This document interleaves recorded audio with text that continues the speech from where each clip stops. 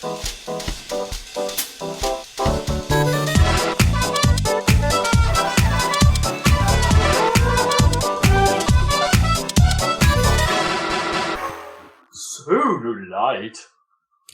and welcome to the Saladcast on Saturday the 16th of July 2016. I'm your host Dan Train. Joining me today, Zachary Burgess. It's time for me to declare that it's too fucking warm. And Robert Kemp. Haven't we done that already? Not really this year, I don't think. Not this year. I think we might have said it towards the end of the podcast when we've been shut in a room for ages and it's got too warm. Sure. Now it's starting too warm, which is why we're keeping the windows open today, so there's going to be possible background noise. Yeah, it's going to be a test for the noise cancelling. We're keeping it open. Possible noise. Although you're not going to be able to noise cancel the ice cream van. Oh, no, who would want to noise cancel the ice cream van? Because it's the same tune over and over again. It's a pleasing interlude. It should make it easy to noise cancel. And also, it's only good if you go out and get the ice cream. It's not much fun otherwise. It's just like other people enjoying ice cream. I actually don't know what the local ice cream van music is, because the one I seem to remember there was one in Needham that used to always be like Green Sleeves. Well, yeah, that still happens. I think I heard that the other night. You can hear it all the way from where I am, even though it's never down that end of town. It's always miles away, but you can just hear it in the distance. I think I've only actually seen it stop on this road once. Like, it just flies by. Like, ding, ding, ding, ding, ding. It's like, you're not meant to play the tune until you stop, right? That's the whole point. Yeah. The tune is to tell people to come here and buy ice cream, not to just, like, announce there's an ice cream van driving past. I don't think this guy has any ice cream at all. He just wants to troll all of the kids playing in the square. Just like, dingling, dingling, dingling. You could make like the Domino's bike for ice cream. Just get some guy going dingly, dingly, dingly. Surely the whole point of that would be to announce that it was ice cream, not the dingly noises. Ice cream. Dingly noise. Do you want to explain the context of the Domino's bike? Not really. Haven't we talked about the Domino's bike on air before? Did we? I don't think we did. I don't know. It's an electric bike that makes engine noises of bloke making... It's the terrible feature of all cars. Once all cars are electric and they have to have noisemakers, and they'll be customizable, which is just going to be horrifying. Yep. It's going to get worse than that, though, isn't it? I mean, man, we could actually make a chunk rumble car. Yeah, totally. Where every time you change gear, chunk, rumble, rumble, rumble, rumble, rumble, rumble, chunk, rumble, rumble. That was funniest once it got to the really slow, low frequency. Or the extremely high one. On the motorway. But no, it don't. See, motorways, it doesn't matter too much, right? Because you'd have tyre noise. You don't really hear the engine on a motorway anyway, unless you've got like a Lambo. Well, you're not meant to hear it within the car necessarily. It's the whole point of the electric ones is you're meant to announce to pedestrians that there's a car coming. Yeah, don't get me wrong, it makes total sense that like in urban areas, I get it. But for like motorways and stuff, tyre noise is way louder than the engine most of the time now. It's just going to be really annoying if like... I don't know, in fairness, you can hear the tyre noise more than the engines as cars are driving past right now. That's because they go quite slow. That's the other way you get more tyre noises when the engine's not making so much noise. It did surprise me, and I know this is stupid, but someone was driving one of those Honda Insights around, and it literally wasn't making any noise at all. It was like trundling at like 10 miles an hour trying to park or something, but it was like eerily quiet. Yeah. Just like... It did, I know I've seen it before, but it did still strike me as that something about that feels weird. You get them in quite a few hybrids, as taxis in London, and they're a bit weird coming down a normal street that's otherwise empty, and not making any noise at all.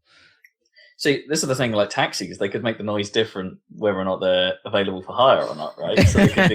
So they could like actually be announcing themselves as taxi, taxi, taxi, taxi, taxi when they're available, or just be saying go away, go away, go away, go away.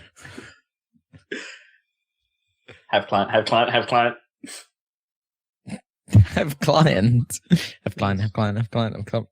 Wow, taxi has a client. This definitely feels like a thing that's like they're just going to have to get some regulation going for this sooner rather than later. Yeah, because otherwise it's going to just be it's like if you made it so that it was like user customizable, you're just like every car would sound like a V8 because people would just import the noise of V8s into whatever shitty car they have. Yeah, people would just be a disaster. Just be They cruising sound around crappy, it. but wouldn't they? Be badly sampled Ferrari engine or whatever. Well, I don't know. Like, there's a whole divisions devoted to sound engineering for cars and electric vehicles now. Yeah, and stuff that's like true. That. Because, like, I think some electric cars. There was a shitty comedy movie about it as well, where like the guy that plays Paul Blart Mall Cop. I can't remember his name. Big guy. Paul Blart. Well, he's not called Paul Blart. I thought his actual name. I thought naturally that's his name. He also used to be in King of Queens. Big guy. He was in this terrible comedy when he was a sound engineer for like Dodge or someone, trying to make this electric Dodge sound like a Dodge. And it's like, okay, that's a terrible movie, and it was a terrible example. And he cracked the code eventually, and had to make this thing sound normal. It was really bad. Basically, like all sound would just stop. Like, oh no, it's broken again. Like, it was awful. Comedy. Yeah. Sounds really terrible. Just as a premise for a movie. Well, the film wasn't about that. That was just his job. Right. Okay. It was a relationship comedy, those kind of... That wasn't really very funny. Romantic. I can't even remember what it was called. But yeah, anyway, but those jobs do actually exist for real. And I think even Mondeo, like Ford Mondeo, the new Ford Mondeos have a guy just to make sure it sounds okay inside. Not that those are electric vehicles in any way, but they actually have sound engineers to make sure the inside of the car is what you think. Yeah. And how every part of it sounds right. I think there's been sound engineers working on like normal petrol cars or whatever for ages. I remember seeing one weird doc in like the 90s where it was showing some Japanese manufacturer like Nissan or something, and there was a bunch of odd-looking Japanese scientists in white coats who were in a room listening to like a taste test of different exhaust notes and scoring them. Yeah. But yeah, it's a bit different when you're like tuning the sound of an engine by changing like the shape of the exhaust and everything and all of that stuff to actually having a speaker playing a fake noise. It's definitely different. Yeah, to a degree, to a certain amount, I agree. I mean, that must be really difficult, right? There must be some odd balance of having a massive subwoofer where maybe battery should be, or something, right? To get that kind of the right tone out of it. But I think it's possible. Like, you just have to listen to the engines from Dirt Rally. They're pretty good. Yeah. Or Forza, and they sound good both in and out the car. Yeah, but that doesn't count because that's two different sound effects. Possibly, yeah. You'd have to have an internal speaker. You might sound like that. I mean, I'm sure I have heard of an electric car that has piped an engine note into the cockpit. Oh yeah, I'm sure. Like through the normal stereo? Yeah. Weird. I'm not sure it went down very well. Like, I think it you could obviously tell was the problem right now, but. We'll see. I think it's possible. Whether or not necessary, or just make it have a futuristic sort of just make your electric engines whizzy. If you don't want to do that because that's wasted energy. I've been curious lately about. Not that making some kind of fake engine tone isn't energy waste. Well, I guess it's like waste less energy. Is it more wasteful to have it as a byproduct of the engine or as a completely separate system that's specifically designed to make noise? That's a good question. And again, it only really has to do that at like 30 miles or less. I've been wondering recently about the sound that electric trains make. Because like the old trains that I go on, the underground trains or whatever, the 1973, they just go woo or whatever, or they just sound normal or whatever. But like newer ones seem to make this high pitched whine, and then they sound like they're going through gears or something because they sort of go doo, doo, doo, doo, like that as they're pulling out of the station. And it's like, what is that? They're not really going through gears. I don't know. They might still be geared. There's no reason why they wouldn't be. I guess. Yeah, but I thought every wheel had its own traction motor, and I don't think they're geared. Are they? I don't know. I don't know. Frack knows. I'm just wondering but why. I know what you mean.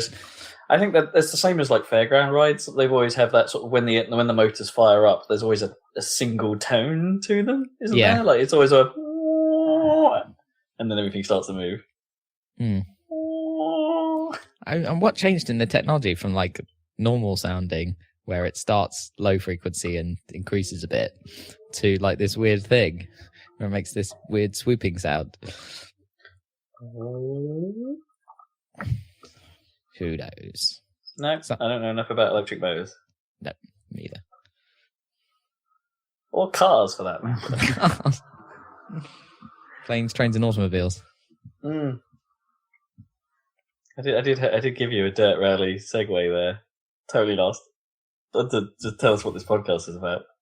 We went out of random, apparently. Yeah, hold this on. conversation had to continue a bit longer. No, I'm not saying that. Not saying we're out of random. I'm just saying we might have to announce what this podcast is about. I mean, until we get to news. I mean, nominally, it's about video games, right? But we've got to get the house grass out of the way, haven't we? Is nominally even the right word? It's not, because it's not in the name. That's true. Yeah, you may be right. I hadn't thought of that. That's a kind of strict definition of the word nominally, isn't it? I guess. No, or is that? Let's look up the word nominal and whether. Or is that nominative? I don't know. What's the one where you're named after what you look like or something? Eponymous? No, sorry. Or you become what you're named after or something. Nominative determinism or something? Like where if you're named Baker or whatever, you'll be and you become a baker, that's in theory nominative determinism or something. Because it was determined by your name originally being Baker. Yeah, something dumb like that. I'm not going to do very well, am I? Train. Well, you can train in whatever you want. Exactly. That's true. You can never succeed. You can only train. I can only train. Okay. You can't pass. Training. You train forever. Training should never be done, should it? Though, no matter what you do, you should continue to train. I'm in trouble as soon as I figure out what a Kemp is. Always be training. Does. Kemp. You're rather unkempt, ironically. I am, yeah. Maybe that's it. Well, you need to become kempt. Well, there's an extra T, but yeah, just yeah, that's true. Sorry, but still, like, yeah, maybe I'm because I should have been kempt. I should have been presentable, but because of my rebellious nature, I rebel against my name. I say no. What about the Burgess? Yeah, I don't think there's anything going on there. We've already discussed the burger-related implications of the first 4 letters of that name. See, I think a Burgess is a female burger. First 5 letters, surely. You just need to make. What even would a lady burger be? Like, specifically a lady burger. The Burgess. Oh, I see. Or like maybe an you're heiress or a princess Is it like you're a master chef of burgers, but you just happen to be a lady and you're a Burgess? A Burgess for the female burger. I think we want like a burgette. A burgette. Baguette. Got double TE. It's like a baguette, only more burgery. What about a baguette burger? No. What if you made a burger that was in a baguette? It was just like a really long burger. What's like elliptical? Yeah. Right. Really long. Yeah, you could do that. Like a foot-long burger. I could totally have. In fact, I'm pretty sure that's kind of what the Subway, one of the Subway melts actually kind of is. It's basically burger meat, just the length of a 6-inch. Well, really, you'd think that would just be the logical solution to like the meatball problem. It's like just the meatball problem. Just because that classic problem. The problem with meatballs in a sandwich is they're fucking balls. It's actually really inconvenient for putting in a sandwich. Yeah. So if you can just take the meatball meat and mash it out into a foot-long burger, sausage. Essentially. Yeah. It's called a hot dog, isn't it? No, it'd be more like a but it'd be a flat long burger. Yeah, it'd be a burger dog. Burg dog. Burgess. The Burgess, yes, there we go, we've invented it, the Burgess. Now we know what the Burgess is. That doesn't make any sense though, because surely the larger burger would be more manly. That would have to become the new burger. I don't know if a baguette is more manly, I actually. didn't say the baguette would. Well, no, But but that's the key part of the burgess, isn't it? That's what we were. That could be any long shape thing, made Okay. of bread, I guess. Not necessarily a baguette. It's more phallic than a burger. Anything exactly. longer. Yeah. So what's a feminine bread? Like putting burger meat in a croissant? Or Ew. Ew, yeah. Although some people have really, really like sweet brioche buns for burgers. It's Well, like it's yeah, getting a that's- bit dangerously close to a croissant. or the donut burger. Well, yeah. That's a thing. I don't know what. It's perfectly fine with the nice sesame seed buns, or as long as they have structural integrity. Because if they Yes. fall apart, you're in trouble. Yes, that is the key problem of like all. In fact, that is true of practically all. Messing about Gourmet with the formula. burgers. Yeah. Yeah, Stop messing with it. Well, no, it's not that. They just. The problem is like a gourmet burger. If you go to like a restaurant and have a proper burger, like a dirty burger or a Byron or that or the diner, those sort of burgers, then you need like the burgers tend to be quite tall but they're also quite juicy. So you need more bread to maintain, and that seems to be a missing component in this. Byron do I a don't think you decent want job. more bread, though. Well, You don't want more bread, you just want less juice. Well, maybe this is Juice is where good, though. the burgess comes in, right? Because a baguette, because of its crust, is way more structurally stable. that's true. Well, yeah, but you also have to bite quite hard. You might cause quite a lot of like ketchup spillage. Explodage. Yeah. Out your gums? Are you Out the thinking of side like of the gum sofa. damage? What are you talking about? Ketchup gums. A bit of colour. No, that's blood, Rob. Oh yeah. What's your teeth for? Not gum ketchup. Oh, dear. Speaking of teeth, I went to the dentist, Wow. and it was entertaining when the dentist looks in your mouth and looks at work done by a previous dentist and just goes, "What the hell is that?" Nice. It's like, well, that's helpful. I'm a bit worried now because I can't reply because my mouth was like, ah. I don't know. What did they The say thing it is, was? that specific dentist, this is like the second or third time I've been to that dentist, so she hadn't even seen this thing before and she just forgotten, I guess. It'd be great if it was like every 6 months or Well, something. like- You go back and it's just like, what the hell Well, is I that? guess, you do only go once every 6 months, and I expect dentists don't remember the insides of every single person's mouth. No, of course not. I doubt they want to. No. But you'd think they'd be used to the sort of dental work that could have been done to people. Rather than being totally surprised. Like, what? I mean, I knew it was bad, because it's always felt bad. It's like he did a real bad job, the previous dentist, on this particular filling. It's like you can feel the edges really easily. Oh, you have feelings? Quite a few. Oh, okay. I suppose I've never had a filling, and I suppose think haven't that's been only because I You don't haven't go been to the dentist. forever, Yeah, yes. that's the only reason I why. suppose I haven't been to the dentist in like a decade, so I wouldn't know if I needed one. Yeah, exactly. I'm the You same. probably know from the pain. That would be Well, the yeah. easiest way to tell. I don't have any tooth pain apart from wisdom tooth thing. That's different from filling thing, Yeah. Good thing. and that isn't too bad because I already had like multiple teeth out when I had brace when I was a teenager. So I think I've got more room than normal Yeah, people. I'm missing 4 teeth. My Yeah. teeth are still a mess. Yeah, just give up. Give up on teeth. Just give up. That's the best tactic. Just give up. And my So, dentist we were continues to whine about the state of my gums.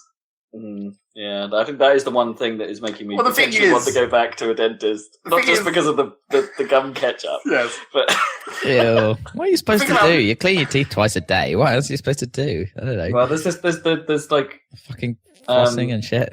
well, the thing is like even just regular mouthwash isn't good enough, right? You need to invest in some of that like Corsadil proper anti-bac stuff. Bloody hell. Just like a $5 for like a little pot, and then that does keep it under control. But That's a I'm racket. rubbish at remembering to actually take it, even though it's But right there in front of me. I just and I'm, don't like brushing my teeth. inconvenience. Well, That's sure. Like brushing your teeth is already like a 3-minute job, and then you're like, now you have to add like 2 more steps after this. God I know. damn! Well, yeah. Well, here's the thing. That Brushing your Corsadil stuff tongue is and shit.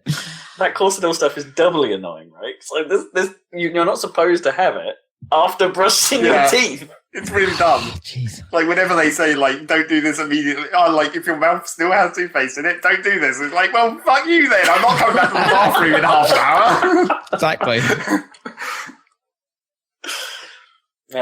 Yeah.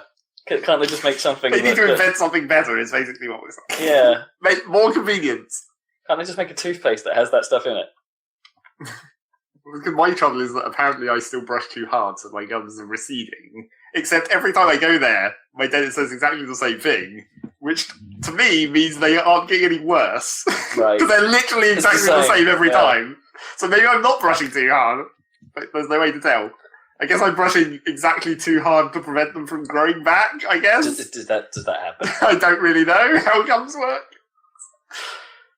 I kind of thought receding was a bit like hair. You know, it's a little bit permanent. Yeah. But it's just like, if it's not getting noticeably worse, I guess maybe they're already as bad as it's possible for them to be, which would be the other option there. It's like, they're not getting any worse because they're already fucked.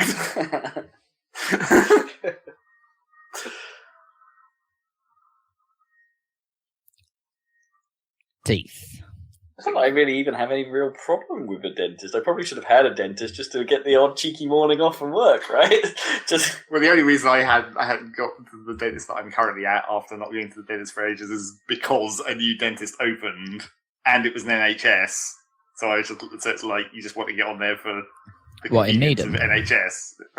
Actually, well, there was that problem actually for a while. That was part of the reason why I haven't had one. Is that when I moved to Ipswich, there actually wasn't one nearby that was open to new NHS patients or anything like that. And it's just like, well, I'll sort this then. Yeah.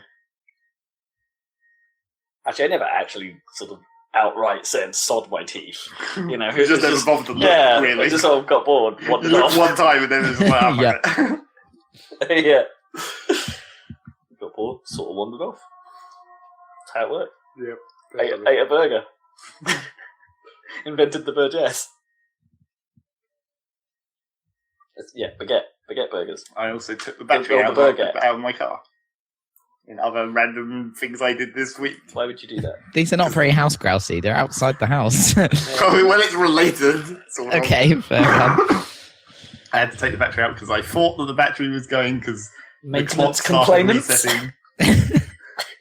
Because why? Because the clock started resetting. Oh. I was like, maybe the battery's like getting a bit fucked, so we took it out and reconditioned it, or whatever the fuck the weird battery charging device we have does. But that was a giant pain in the ass, because of course getting a battery out of a car is not easy. Nope. And also Especially a because modern car. Like in the old days, you just literally reach in and unclip two things and pull it out, right? yeah, exactly. Now it's like, where even is it? Like, there's all this plastic shit all over everything. That's never the problem. The problem with this one was one of the connectors. There was it has a bolt through the connector that screws it tight, so you have to unscrew that to get it out. Yeah. And the bolt was basically the wrong way round, so that the end of the bolt that you can actually turn was obscured by the wires coming off the battery, and they were fixed angled wires, so they weren't wires. They were pieces of metal essentially, so you couldn't move them out of the way. Weird. And it's if that bolt was just the other way around, this would be real easy. So when we put it back in, we put the bolt in the other way around. It's that'll solve that problem for the future. So those would it not be needed to take are they not part of the clip on top of the battery then? Those weird wires, or are they actually permanent? Well, it's there's basically the connector at the top of the battery has a ring of metal around it, and that's the bit that screws tight. Yeah. So the bolt pulls the ring of metal tight around the clip. Sure. Then attached to that metal clip, there's basically another chunk of metal that makes a right angle, and then the two wires that go to the actual parts of the car come off that bit of metal. Oh, weird. So that extra bit of metal was basically obscuring where the bolt was. You could have rotated it? No, because it's attached to it's physically attached to the bit where the bolt goes through. Wow. That's odd. It was very inconvenient. The negative pole of the battery comes off well easy because it's just completely exposed. It's just a straight wire into the loop, and it's take that off in no time. Yep. This other one take fucking forever. And then of course there's a fucking bolt that you have to reach down the side of the battery against the side of the car. There's another bolt that holds the battery in place, which was impossible to reach unless you did it. We had to do It was like car surgery. I mean, I guess car maintenance is always like car surgery to some extent, but it was just like we had to use a pair of pliers to lower the end of one of those wrenches that was the right size. You had to use a pair of pliers to lower the end of the wrench onto the bolt really carefully, and then put a screwdriver into the end of the thing to rotate it. So I was just like, just dropping the end of this wrench downwards using a pair of pliers into this incredibly tiny hole. Did your car have an under tray? Well, sort of, but not entirely. Like, we Okay. dropped one of the bits in there and it came out the bottom. Okay, good. And it was like, that's good. Because I still haven't found that screwdriver I dropped in my engine bay. Probably on the road somewhere. Yeah, probably. Do you think? Yeah, at this point. It is going in for a service in a couple of weeks. So I am going to have to warn the guys, like, if you lift it up to do an oil change or something, like, be warned, there may be a screwdriver about to fall on your head. Well, I'm sure they don't open it directly over their face anyway, because I bet there's a whole bunch of other shit in there that probably Probably. falls out when you open it. Yeah. Probably. Oh, by the way, your engine is disintegrated. I took the time while I was fucking with my car to plug my speakers back in, which I hadn't done for months, after I actually needed to use the boot for something and had to unplug them all. You don't Weird. still do that crazy thing where you listen to earphones while you're driving, do you? Sometimes, depends how lazy I'm feeling. Depends whether I'm going somewhere where I'm going to be wearing the headphones after I get out of the car. I see. Because then it's too much effort to unplug my MP3 player and plug it into the thing in the car. I'd rather just listen to it through the headphones that I'm going to continue to wear when I get out of the car. I still weirdly like that so much less than just having super loud music, right? There's something about that is just a bit wrong to me. Yeah, I don't know. Yeah. It's like cyclists who have headphones on. That's wrong. Just dumb. Yeah. Yeah. Because cycling, you actually need to hear shit. And cars are generally a lot louder when you're inside them. The bit that you need to hear. Well, yeah, your own car anyway. Yes. And horns. You need to hear horns. Those are also quite loud. Yeah. Car insulation is also pretty good. Not in old shitty cars, it's not. Yep. Not in Renault Clios. I'm not sure if we actually got any No kitchen bitching. personal tales other than actually. Well, I suppose we haven't had this on the podcast. I kind of hate summer. I think we just You had hate that on this summer? podcast. No, I mean, Is that why we're in here? Yeah, I mean, Actually, it's looking pretty grey right now. Well, yeah, it's grey and windy and muggy and horrible here today. Yeah. It's kind of skank. It's all the bad bits of summer without the one bit people like, Wind is which okay. is the sun. Wind is fine. Wind is fine. The clouds are fine when it stops it from being more warm. It's still pretty warm. Yes, it's still pretty warm. It's That's why it's so, nice. it's just so heavy. But I hate summer more because of bugs. Right? Well, that's why I have bug nets. I got like 6 bites on my left foot, and it became massive. Like in the course of like a day, it had swollen to like elephant size. It was enormous and painful. Elephant size. Jeez. An elephant-sized foot. Yeah, it was enormous. It was at least twice its normal size and mass. And just like as I walk around the house, stompy stomp. Yeah, you can barely bend my ankle. It's the worst. That sucks. Stupid summer bugs. Come move to Well, the city. maybe Don't have to some worry about that bugs. shit. I don't know. There might still be bugs. Yeah, there Maybe are. kind of park. I mean, Not this was many. in Christchurch Park where I got like eaten alive, and I've still got like look at these That'll teach enormous, you from running. enormous freaking wounds on my feet. And admittedly, I was stationary with chips at the moment of being bitten. But With chips. How did Chips they in the get you park. 6 times before you even noticed? That's the real and question. then the thing is, I was well aware, and I was like constantly batting them away from my legs, but they still You should have run away. with my chips. Well, why not? And there's a group of you, and you're all sort of just chilling out.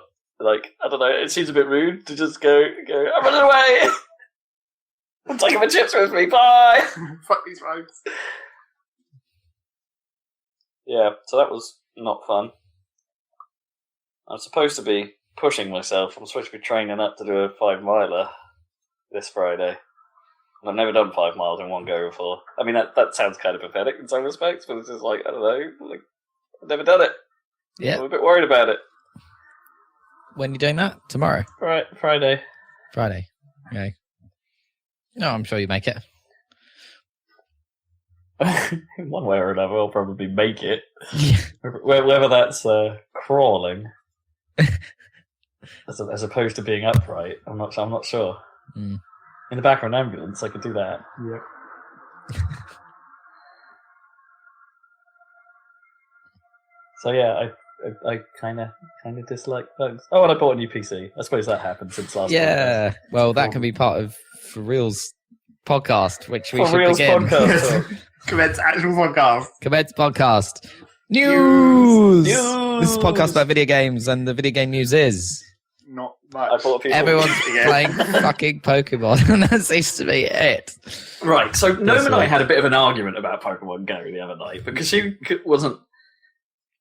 She was confused why I was so I was in two minds about whether or not we should actually bring this up at all on the podcast. There's nothing to it, but it's giant. No, news. there is nothing to it, but it's news for some reason, and I don't Fucking understand massive it. And news. it's like If you look around and there's freaking people playing it everywhere. I swear to Yeah. God, I went outside. there were people stopped in front of my window the other night just trying to catch something. And it's like, what's outside my house? Why did I not catch it? See what it's like in freaking London. It's insane. Oh, jeez. Yeah, there were plenty of those photos of people hanging out at the Yep. gym spots, Yep. just like a crowd of people. Yep, like, totally. I don't even know how that works. Oh, here's the thing: the game isn't very good. No. Like, you go to a place, you catch a thing. Okay, that's interesting. The first few times you do it, it's like, oh look, there's a Pidgey. I'll get that. Hey, no, there's a Rattata on your ass. True story. That happened. Yep. Because the AR isn't even really AR. It's garbage. Like it's How just does a it funny waste way of people in occasion. the scene. Like Well, the it characters. doesn't. Does it scan them? It just no. It doesn't scan anything. It's literally just using like phone gyro to assume you're pointing it roughly at floor. Say land. this is probably the floor, right? Vaguely. Yeah, which is why Rattatas can hover in midair on people's backsides. Does it put them inside buildings though? How does it know? I guess it knows where It buildings doesn't. are from the map. Well, but you don't play it. It's only the catching process that you do in AR, so it Yeah. knows to put them around. Also, the radius around in which you can catch them is pretty generous. Yeah, As in, so you don't actually have to go to the exact spot and stuff. It's like in the middle of the street where you get run over. Yeah. Exactly. If you're within like 25 meters of it or something, it will say, "Hey, you can get this." Like as soon as you can see it, basically, you can tap it, and you'll go into a quick chuck Pokeballs at it sequence. Yeah. Which I don't understand how they actually work properly. It's like you just seem to chuck Pokeballs at it, and sometimes they work better, and sometimes you get a nice bonus for timing it to the green circle, but I don't know which is better and which is worse in terms of the green. Like, it's terrible at tutorializing. Mm. Like really bad. I don't like one of the instructions that basically goes, find a Pokestop. It's time to go. And it's like, okay, well, what's a Pokestop? Why do I need it? Should I go there? Where is one? That's why you I buy can't see- your I shit, can't- isn't it? Where you buy I your can't see Pokeballs where from. one. Well, sort of. They're supposed to be on actually. online landmarks, aren't they? So like, Yeah, no. The from Google Pokestop you Maps. basically just go to, and an icon appears, and you spin it on the screen, and then it gives you some stuff for free. Yeah. Okay, cool. That's pretty much all it is. There's one at the Namco Foonscape. Yep, exactly. Well, what a It's fancy. landmark. The Well, Namco Foonscape. The Foonscape. I can get my free Pokeballs.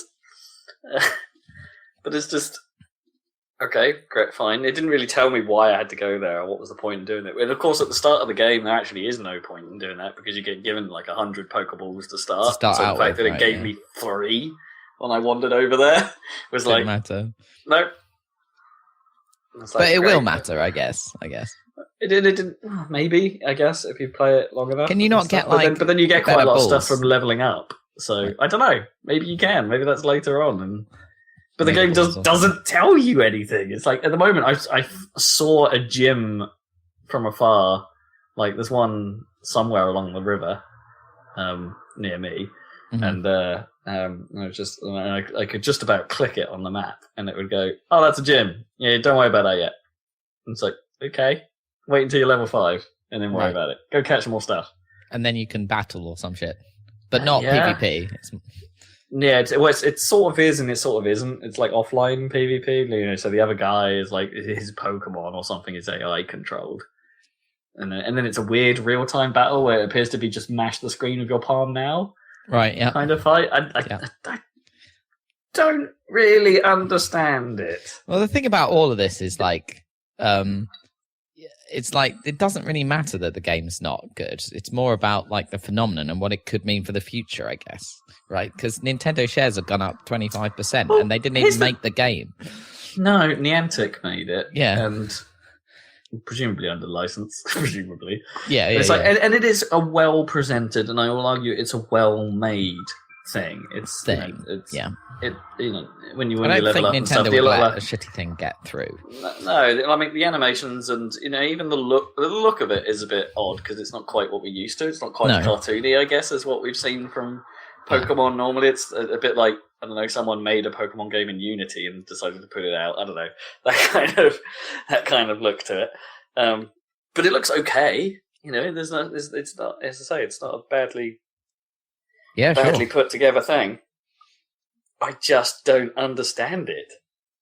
What is because you're used to games that actually have actual like something gameplay. to do? Yeah, it's the people playing this don't care that much about that. I don't think they're just like, hey, I can go out and. I mean, don't get me wrong. There is a minor. I guess you get like a little thrill by being like, "Oh, there's a Pidgey," and you're just throwing shit at it. And it's like, "I got a Pidgey," and then suddenly being like, "Oh, it's a Spearow." And a bit in my and I think the bit in my head is going, I haven't seen these Pokemon since the original bloody games. Well, that's what most people are exactly. thinking. Yeah, there are people that haven't played Pokemon since Pokemon like Red or Gold are being like, whoa, because it's not kids playing it, is it? They're not got smartphones and wandering around on their own and shit.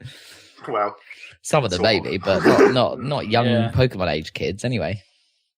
It's all freaking us, like teenagers. Yeah, late 20-year-olds. Early 30s people.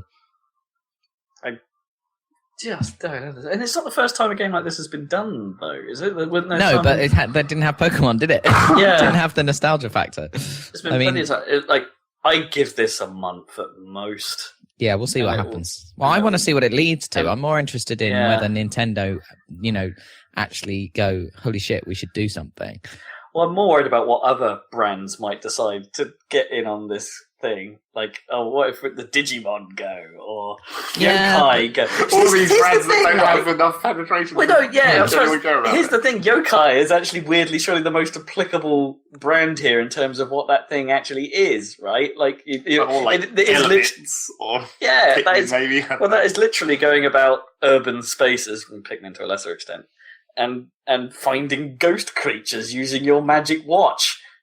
That's pretty much what Pokemon Go is. Yeah, but people just don't know it like they know Pokemon. No. I mean, Pokemon fits well enough. I think the trouble with also, I think Yokai is more of a concept in Japan than a brand as well. Like ghost stuff. Yeah. Japan loves ghosts. They do.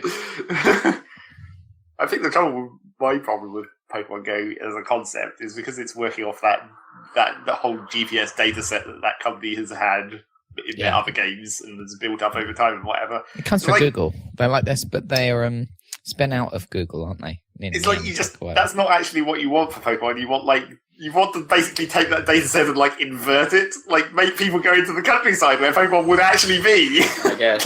Not in these like major cities next to giant landmarks. That'd probably still work for you, right? If you go into the country, there's probably still a lot of rustling grass. Sure, but it's just like you want to promote that side of it if you want to make it really cool. I mean, I guess people are out and about and walking. If that was the only goal, then because you can done. like walking steps, like incubates eggs and shit, right? In the game, there's some of that. There's an element of that to it. And you've actually got to be walking. It knows when you're going like too fast, and so doesn't incubate an egg like when you're in cars and stuff. Yeah. But the game has to be. Here's the other thing: like the game app has to be running like at all times, and like if it's draining your battery. Yeah.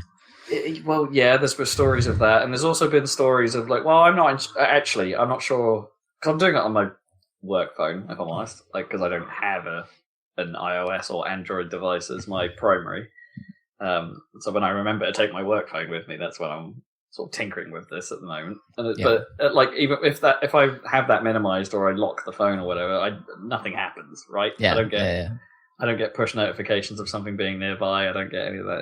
It's just the game just basically stops. So you actually have to have it open and in your hand and zombie walk your way around town. It's like, that is the one thing I know. Like, the game actually does have a nice big warning at the start of it saying, hey, make sure you're still aware of your surroundings when you're playing this game, you numpty. Don't be a dink. Yeah. Dink. Is that the official word for, like, mobile phone neck craner? Yeah, a dink. They really, the easiest way to solve it would actually to make, like, the whole tracking mechanism actually, like, function in a more legitimate way. Like, be able to triangulate yourself, like, only have your phone out, take a point and be like, okay, so it's so many meters away from here, and then later on take it out again and go like, okay, it's so many meters away from here, which means it's closer to where I was. Or whatever. There is actually a mechanic. Well, there is, but you have to have it running continuously to actually really be able to do that. Yeah, there is a sort of like distance to this Pokemon type. It'd be easier if you could like save it as like a data point and like build the map from like taking a sample occasionally rather than it being a continuous thing that you have to look at all the time as it changes while you're moving around. Yeah, that could potentially be.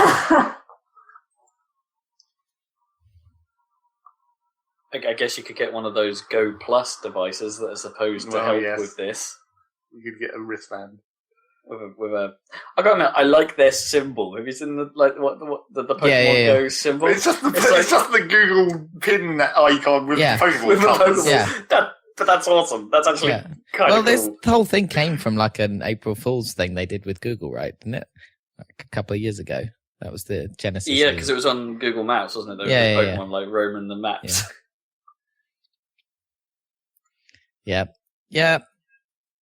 I mean. That is my interest. Is like they'll make Sun and Moon, Nintendo will, or Game Freaks or whatever, and then what? Like, will they try and do something with this huge popularity? Here's the thing. I think this idea has promise. I just don't think its current execution. No, that's what I'm saying. Is quite right. I think will Nintendo recognize the promise, given that their share price just went up massively and everyone is super excited? Will they actually do something? You've got to make it work, and it does.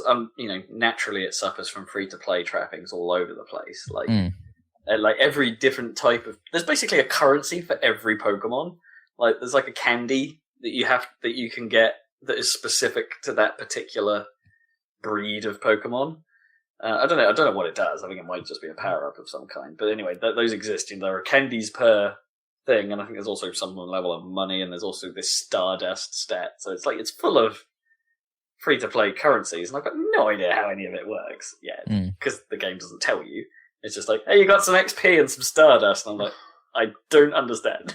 That is basically just my overriding emotion about this, and then it's just like I'm playing it and I'm sort of getting that like, yay, there's a Pokemon I recognise. I haven't seen that in years, and that is the one positive. Everything else is just I don't understand. They should just integrate this game into the actual Pokemon game. Just make it a mode that you can turn on and use the 3DS to do. Because the 3DS would actually be able to do the AR right because it has depth sensing. I guess, but it also doesn't have GPS.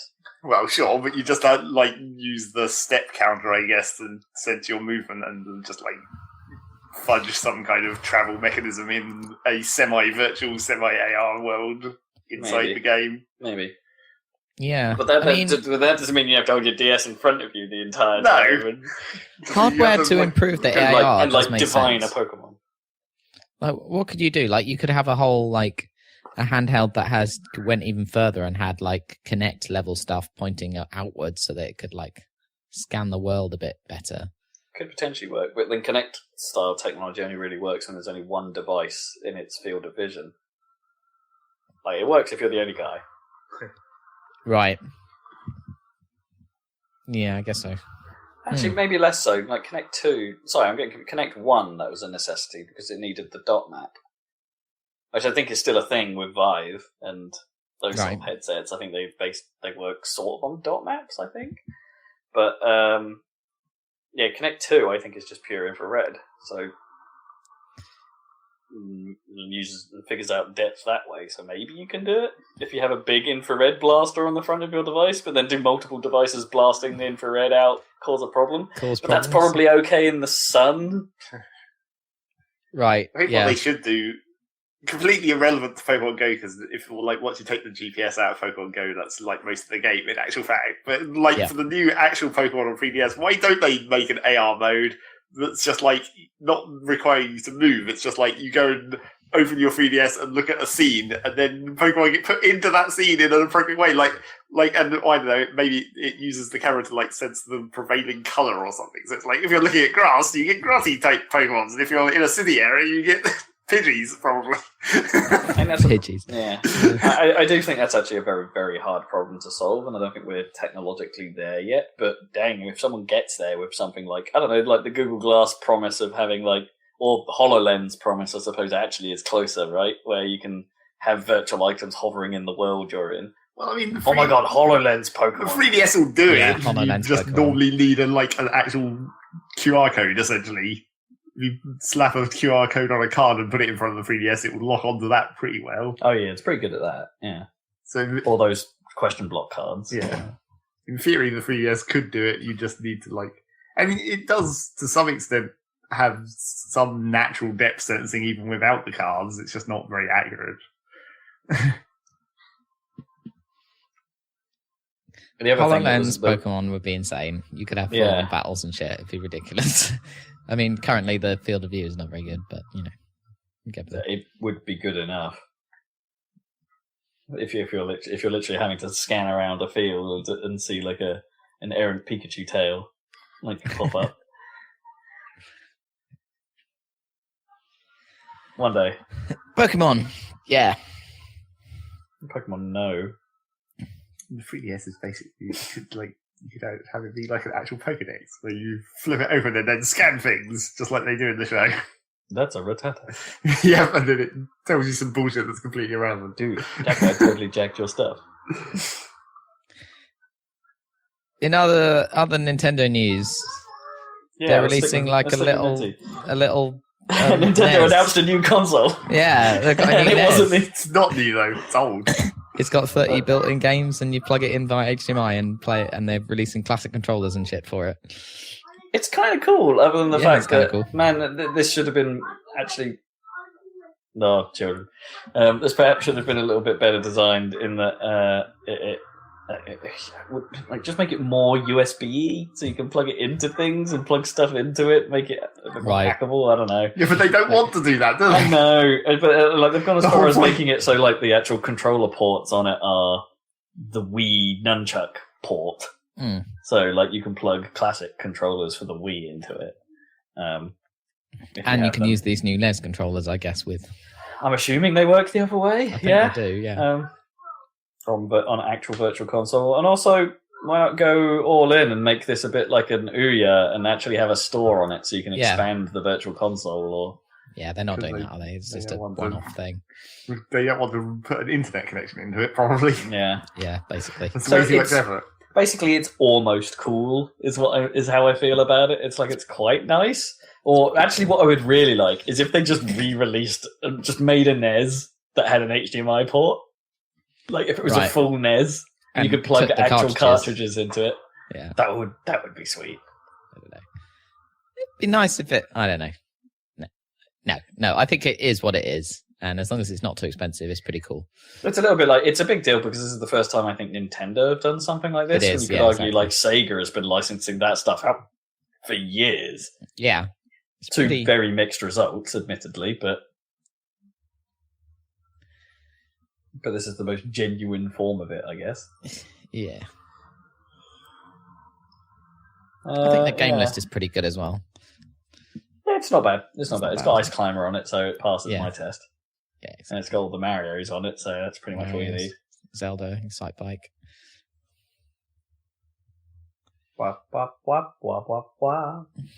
Wap, wap, wap, wap, wap, wap. NES games aren't that good. That's the trouble. Wap, wap, wap, some of them are alright. Some of them are alright for like a minute. Yeah. And then you're done. They're really hard to go back. Good. They are really hard to go back to, other than Mario, and maybe DuckTales. and maybe Zelda. They're kind of okay. Maybe the rest Zelda. of them but I don't know if I could go back, having now played like A Link Between Worlds. It's just like, can I go back to that style? I've literally just played the same game. Yeah. It's not the same game. No, I guess it's the SNES The one. NES yeah, version yeah. was completely weird Wow. and real inconvenient. Does it have Zelda 2 on that list? I doubt it does. Yeah, it is. Does it? Yeah, Okay, Zelda yeah. 2's on it. Well, that's Zelda- even weirder. Zelda That's 2. literally nothing like the other ones at all. Yeah, Zelda 2 is the weird one. Yeah, but it's on there. What's it got here? Bubble's on there. A really bad version of Bubble Bobble, Yeah. of Yeah, course. you want the Amiga or Atari versions of that. Castlevania 2, Dr. Mario, Look, Mario's Galaga, good. Kid Icarus, Kirby's Adventure. No, don't Pac-Man. know the NES version of Kirby. Yeah, Mega Man 2, Okay, but if it's the best Metroid. Mega Man. Punch Out. Apparently, Anyway. Metroid is actually really like it's hard, but it's actually like really short. Right, yeah. It's like meant to be a good thing that you just said there. It's like, it's hard, but it's really short. Which one of those two was meant to be the good half of that? But I wasn't really. I guess the first half or neither, but actually, just whatever you're looking for, really. Games and whatever you're looking for. Any other shit going on in the world? We've got some missed news that actually Go on, then. happened before last podcast. Vivendi, that corporate nightmare, are continuing to they're continuing their hostile takeover of Ubisoft. well, Very it slowly. was sort of a rumour for a while. It's kind of it's been a sort of known thing for a while, but then they're acting again, and they're now up to about a quarter of the shares and voting rights on the board. So that's still not So they've still really got a happening. They've still got a way to go, basically. They're creeping up. But yeah, and no one wants it, and to the point where I think there's been plenty of. I can't remember them off the top of my head because it's a couple of weeks ago now. But I think like Yves Guillemot and stuff has been out there basically saying, yeah, we like keeping Ubisoft free, and in fact, he uses the phrase I think independent sometimes to be like, well, Ubisoft is itself independent. We can put we can do what we Well, want. because they're a publisher as well as a Yeah. developer, I guess. I guess, yeah. And so, like, his words with this looming over it sound a bit more like he's desperate to try and be like, help! We don't want this to happen, help! I think Vivendi, I don't really know a great deal about Vivendi, but I from what I gather, they've had a bit of a history of screwing up companies. Like, taking them over and then just bleeding them dry. Well, it feels like they were like important some number of years ago, and then you haven't heard about them for a while. So maybe that's actually the case. Like they fucked up for a while, and they've gone dark for a while. Because I'm sure I heard about them more in the past, and not so much recently. And now they're coming back with this again. So it feels like they're like, Oh right, they own Daily Motion, the music part of Universal, right, yeah. and Canal Plus, the French TV station. TV and movie producers who are pretty massive, Mm-hmm. and they also own Gameloft. But who cares about Gameloft? Yeah, so I guess that's why they're interested in Ubisoft, right? France likes France. Yeah, apparently. Yeah. All Ubisoft needs to do is move to Canada. It's the problem solved. They can still be French, but in Canada. Lol. That's true, but they do have plenty of Yes, they do. Canadian studios. Yeah, it's just everyone up sticks and go to Canada. Problem solved. Vivendi maybe get born. It's too expensive to do international tryouts. I guess. Yeah. Yeah, I'm not really learning anything by skimming. No, I'm Wikipedia. sure you're It's not. way too complicated. Oh, they used to own Blizzard. Yeah. I That's that. I Oh, guess yeah. that's Before why they Activision used to be Blizzard. a big thing. Yeah. Cool. What else? No Man's Sky went gold. Oh, of course. I forgot. Sorry. Yves Guillemot is obviously Ubisoft's thing. Ah. Michel Guillemot is the head of Gameloft. Right, yeah. So the Guillemots feel a bit personally targeted. I see. Wow. Yeah, but that's only because he went back to Ubisoft, right? He left for a while. Yves did leave for a while, yeah. So it's his own fault. He still owns it. He's still CEO, right? So it's... Well, maybe he doesn't own it, but he's leading it. Does what's his face?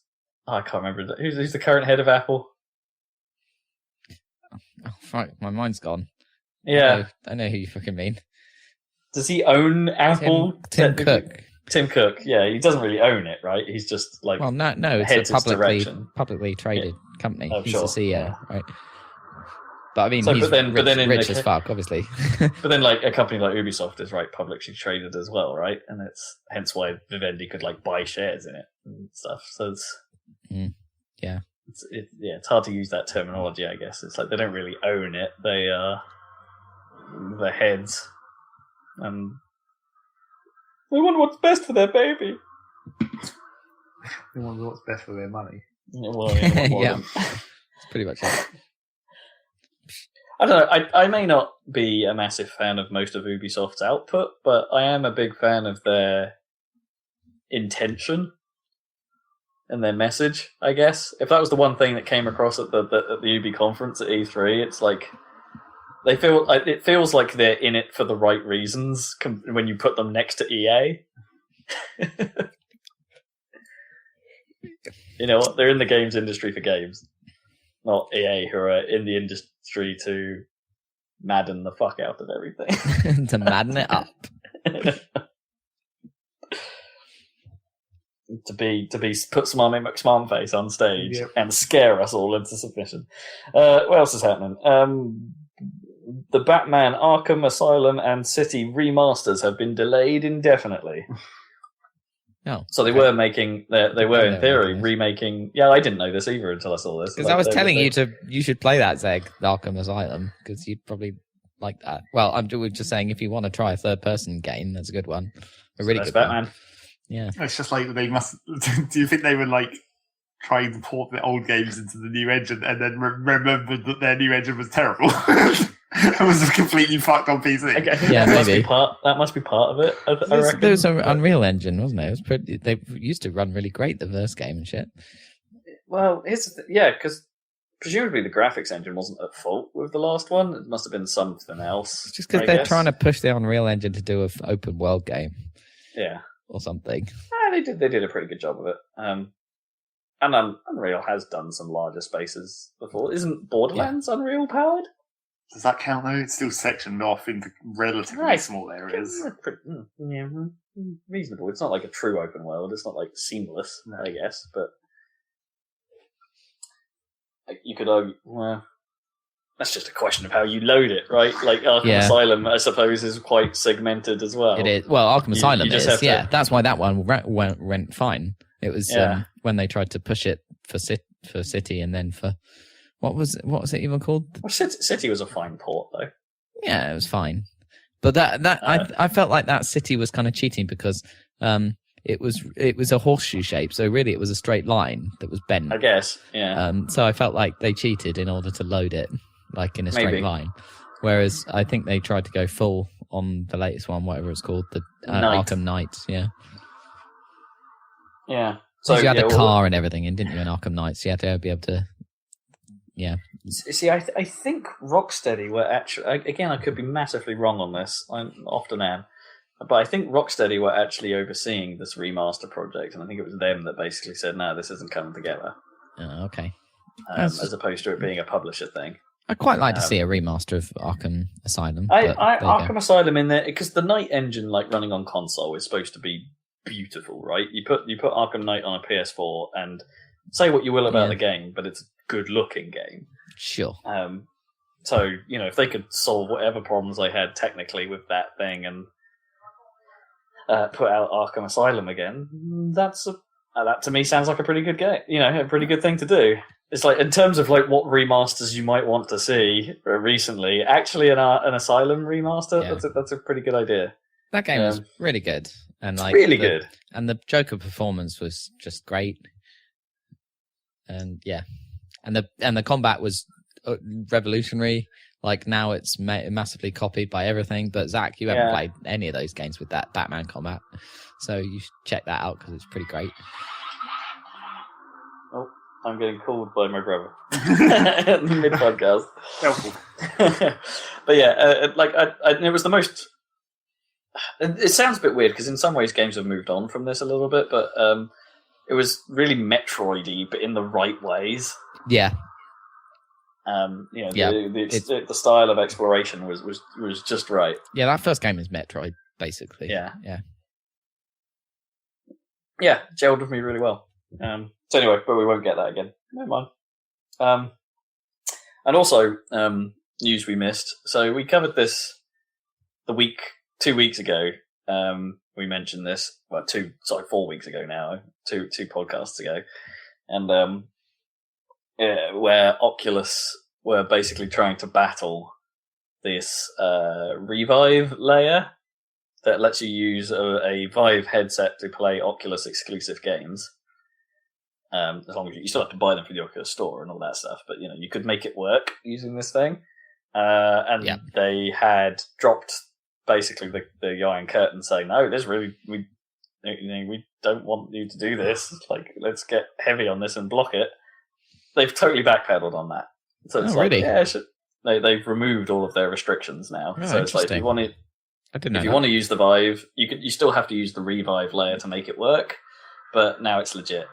I do wonder if they got worried about, because Revive basically their rebuttal to Oculus being aggressive in this way was to we didn't want it to come to this because we don't want to be seen to be aiding piracy, but the only way to make Revive work with Oculus doing its DRM layers is to basically pirate the games, like to remove the Oculus store check, which of course then would in theory allow you to just copy games about,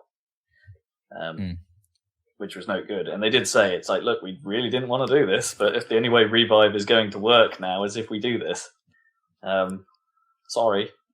I don't know if they actually released a version that did that, or if Oculus responded in time, or... I think it's the right move from Oculus regardless, because it was the decision to come down hard on this stuff and to block it outright. It was just at odds with the message that Palmer Luckey and stuff had been spinning for the last few years.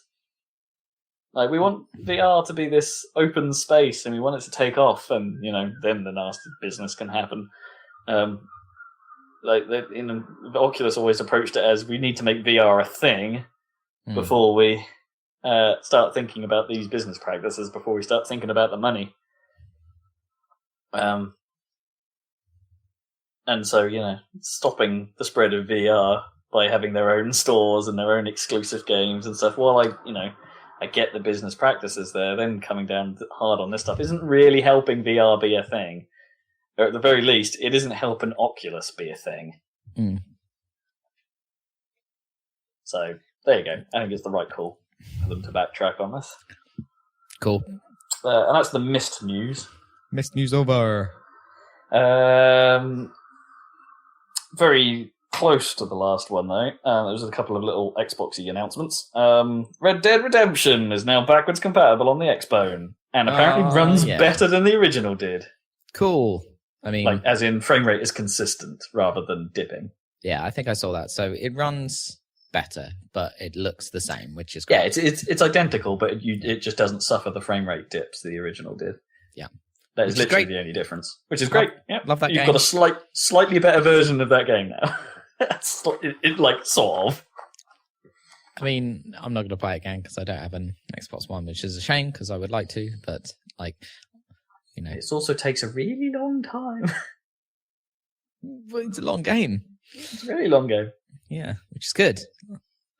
I mean, it gets a bit bogged down in the Mexico, as everyone knows, but it's still fun.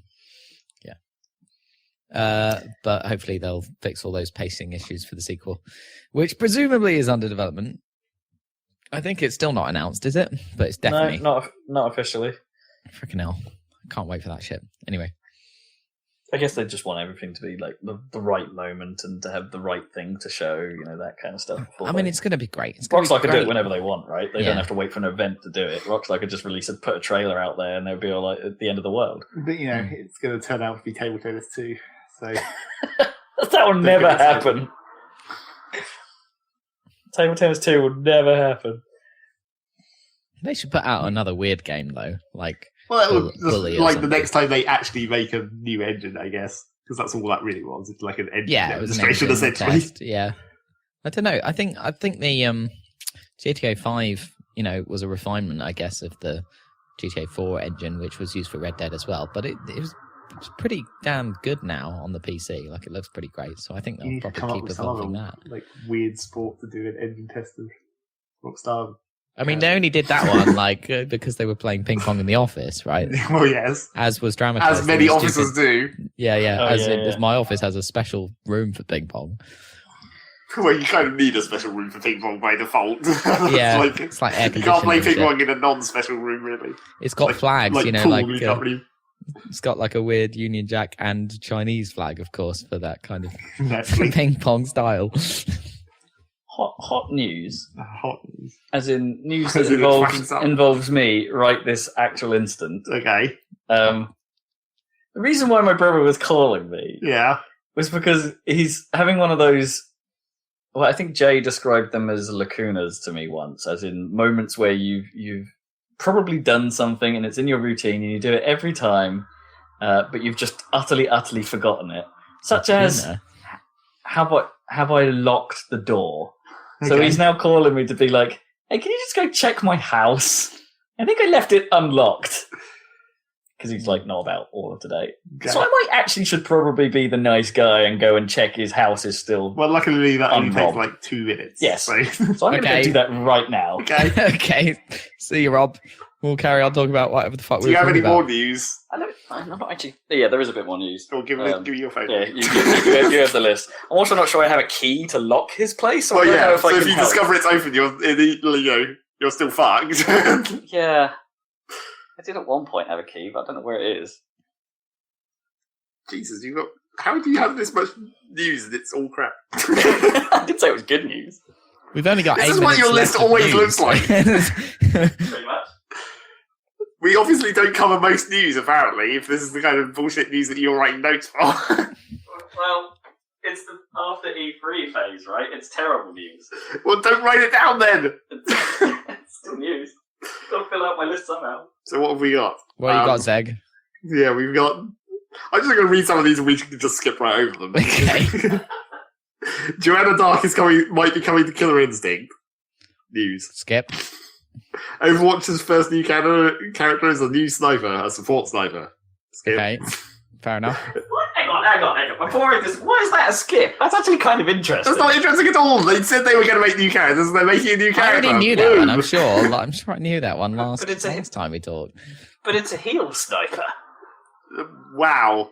That's new. Well, you're basically the Girardi sniper from TF2, except with more healing and less fire extinguishing. Well, yes, that's true.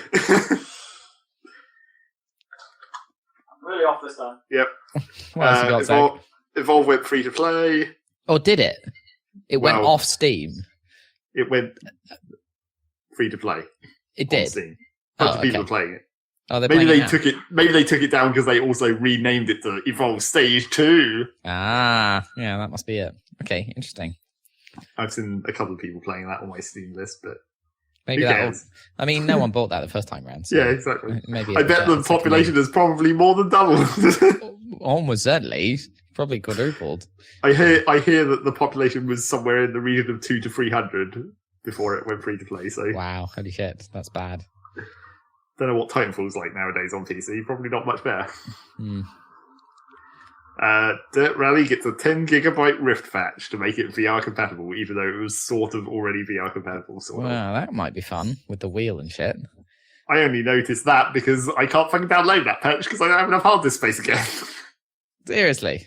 Oh, dearie me. God damn it! I don't know what's taking up all this room. How big is your steering wheel either. Oh yeah. How big is your drive, man? It's like 250 gigs on that partition, I think. Oh, that's not that great. You need a few terabytes going. Well, I don't know what is like filling it up because I keep having to delete all the major games and I'm only leaving like the indie stuff on there because it's like convenient and it's things that I play all the time. And so there's like Team Fortress, which is like 30 gigs, obviously, because that kept getting bigger. Get yourself a Windurstat or whatever. Do you ever run that thing? Yeah, I guess. Windurstat? It gives you like a tree diagram so you can see. And then there's like Fallout 4, I guess, is still installed. That's probably the biggest thing on there. Yeah, that's you're not playing that though, are you? Well, I probably should still at some point, but you know, whether that actually happens or not, who knows? What you got? Here's some slightly weird news. Trials of the Blood Dragon is free to anyone who perfects the demo. What is that? That's nothing to do with that Far Cry thing, is it? No. It's a crossover between the Blood Dragon universe and Trials. Oh, yeah, I remember. Where did that come from? I guess it's the same publisher, is it? No. Is it Ubisoft? Do they? It's some company crossover. I don't remember which half is which. Okay. Rob has also said Trials of the Blood Dragon, and then in brackets it just says, bad game. Bad game. Just in case you weren't aware that apparently that game's bad. I don't think it's that bad. It's just like extra levels for Trials. It's probably too expensive for what it is. Right. Which means that this way to get it free is maybe good. I don't know. Proves it. I mean, there's nothing wrong with Trials, so... Yeah. It's not a particularly great Trials game either, I guess, because they tried to do different like modes. Like there's bits where you're on foot instead of riding a bike, which is just kind of weird. Not necessarily great. What else news? Oh, this seems to be the last bit of news. Oh, well, no, yeah, this is the last bit of news. Final piece. For some reason, the Nintendo NES bit is afterwards of this list. Apparently, the last bit of news, CSO gambling is rigged, in case you didn't already know that pretty much all gambling is rigged. Blah. Yeah, fine. And that's the end of the news. I've got the people behind Job Simulator are making a game of, like, Rick and Morty. I saw that this morning. Obviously, that would be hilarious. Especially because... That doesn't even need to be a new game, really, does it? It could just be an extra level for Job Sim. Yeah, basically. That's probably what it is, but it's got a plumbus, obviously. Yeah, and the main thing is it's got Justin Roiland doing the actual voices, so any Rick and Morty-based jokes are just good. Hey, they should do a Pocket Morty's Go. Yeah, that probably could happen quite easily. Yeah. I mean, they put quite a lot of effort into Pocket Mortys. I know it wasn't very long, but I'm sure they could rip off Pokemon Go without too much trouble. Although they'd need the data set shit and stuff. But I don't know. Bet they could figure something out. That'd be funny. News. So that's it. News. Right. What are we going to do? Are we switching to what you've been playing? But Rob really needs to go with all his new PC shit. So. Well, Rob has just arrived, so we're probably good. Was any of that news interesting? No. no, it's all over. And it's time for what you've been playing. And you've got a new PC, Rob, so you better go. Hang on, I better unload my pockets full of keys. And it turns out Kippers had not left his house open to thieves. Okay. So that was a colossal waste of time. Nice. What did you call it? A Lennon or something? Lennon? Lennon. I don't know. No, a lacuna. A lacuna? What the fuck is that? How do you spell it? As in the band Lacuna Coil. Lacuna. Lacuna. Lacuna. I think. But I actually don't know how it's spelled, but I'm basing it off the band name. So I know. Okay. What have you been playing? Well, I've been playing PC Builder 2016. Oh, I heard that was the latest edition had some new features and shit. Yeah. It was a bit of... as usual, I think I made a few mistakes. As always. So it turns out that getting... So one of the little issues was RAM turns out to be a little it's no point getting super high rated RAM unless you know what you're doing in the overclocking land, which I kind of don't, if I'm perfectly honest. Like, so, it turns out my motherboard and processor are only officially rated to handle memory speeds up to 2400 megahertz, but my RAM can go up to 3200. And it's like, so, okay, the motherboard itself does describe itself as, hey, I can handle 3200, but you need to OC it. And it's like, okay, but so how do I do that then? And it had a convenient single option in the BIOS at one point that I thought, oh, this might do it. It's called like Extreme Memory Profile or XMP. And in theory, you can turn that on and it will start boost clocking the RAM and stuff. Yeah, that totally didn't work. Like the system basically just goes, nope, that failed. And I think it's because like actually the memory controller on the processor I have doesn't like running that fast unless you overclock the processor in a certain way. It sounds like it's going to be a nightmare, so I've decided not to do it. So, but the result is I probably could have saved some money on my RAM and stuff like that. Yeah, the more you know, I guess. Yeah. It just wasn't clear to me. It's like it all works. It's just perhaps not as fast as the RAM would like to run, I guess. So I also had a couple of little problems with the build in that I did the mistake. I think I do this every time. In that when I put the motherboard into the case, I forgot to put the backplate in first. Right, I've done that. I think. Yeah, so you have to take the motherboard out and then try and wedge the thing in. Except I couldn't take the motherboard out very easily, and I had to get an extra pair of hands in. And they're like, no, to assist here because unscrewing the screws from the motherboard would unscrew the stand-ups into the case. Standoffs into the case, and so they would just get a bit stuck, and nothing was unscrewing properly. And yeah, that was actually a real pain in the arse to get detached and get back together and get this backplate in and get that all together. Blah. The case I have is actually really nice, but it's like it has some elements of it that required a bit of work. Like, for some reason, it decided all its hard drive bays would be mounted, so you had to access them from the rear panel if you wanted to put them in or out, which sounds kind of cool from a cable management perspective. But then, if you do that, the intake fans have to also be on the side of the system. And it's like, well, I wanted them out the front. I got this case specifically because it's got like a massive dust-filtered grill on the front. Right. Like, so it's like, so then the case does let you rotate all of the hard drive bays around, so they mount like a more traditional case would, and so your fans are pointing the right way, sideways. Yeah, stuff like that. So that took a bit of effort as well. But then it's and then sorting out Windows to dual boot in the land of obviously my old system was running on a legacy BIOS and was running on a hard drive with MBR style formatting. Style partitioning, sorry. So, and I got my new SSD and was all like, it's like, oh, how do you want to do this? You can either use MBR or you can use this new thing called GPT. And it's like, well, I'll do that, obviously. Yeah, and it's like, new, oh, no.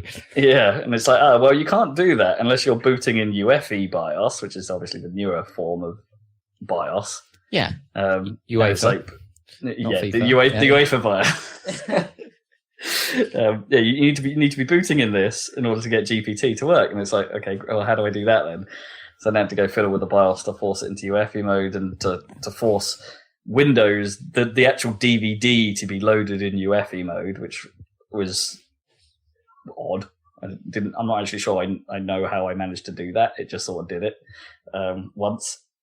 And then it could install Windows, and then obviously Windows couldn't, on the new install of Windows, couldn't then see the old install of Windows for some reason. It couldn't figure it out on its own, I guess because of the BIOS difference and maybe because of the partition difference. I don't know. So then I had to use a tool to tell the bootloader, hey, this thing exists. And then the tool was actually super easy. And then it was easy BCD. There's a free version that actually just did what I needed it to do. I could tell it that, hey, this drive exists and it has my old Windows installed on it and stuff. So now I have a dual booting machine, and it's all good, and I haven't actually found a single problem thus far. What, running all your old stuff for? Yeah. No, that was never, because I've got my old, literally my old OS to run that. That's fine. But it's just like I haven't had a single not last with the last one where there was like USB problems from the go. Right. Yeah. But you do have one problem. What's my problem? Well, yeah, there's one problem, and that the case is friggin' huge. Yeah, you bought a case that's so big it doesn't fit under your desk. Yeah, it's way bigger than I thought it was going to be.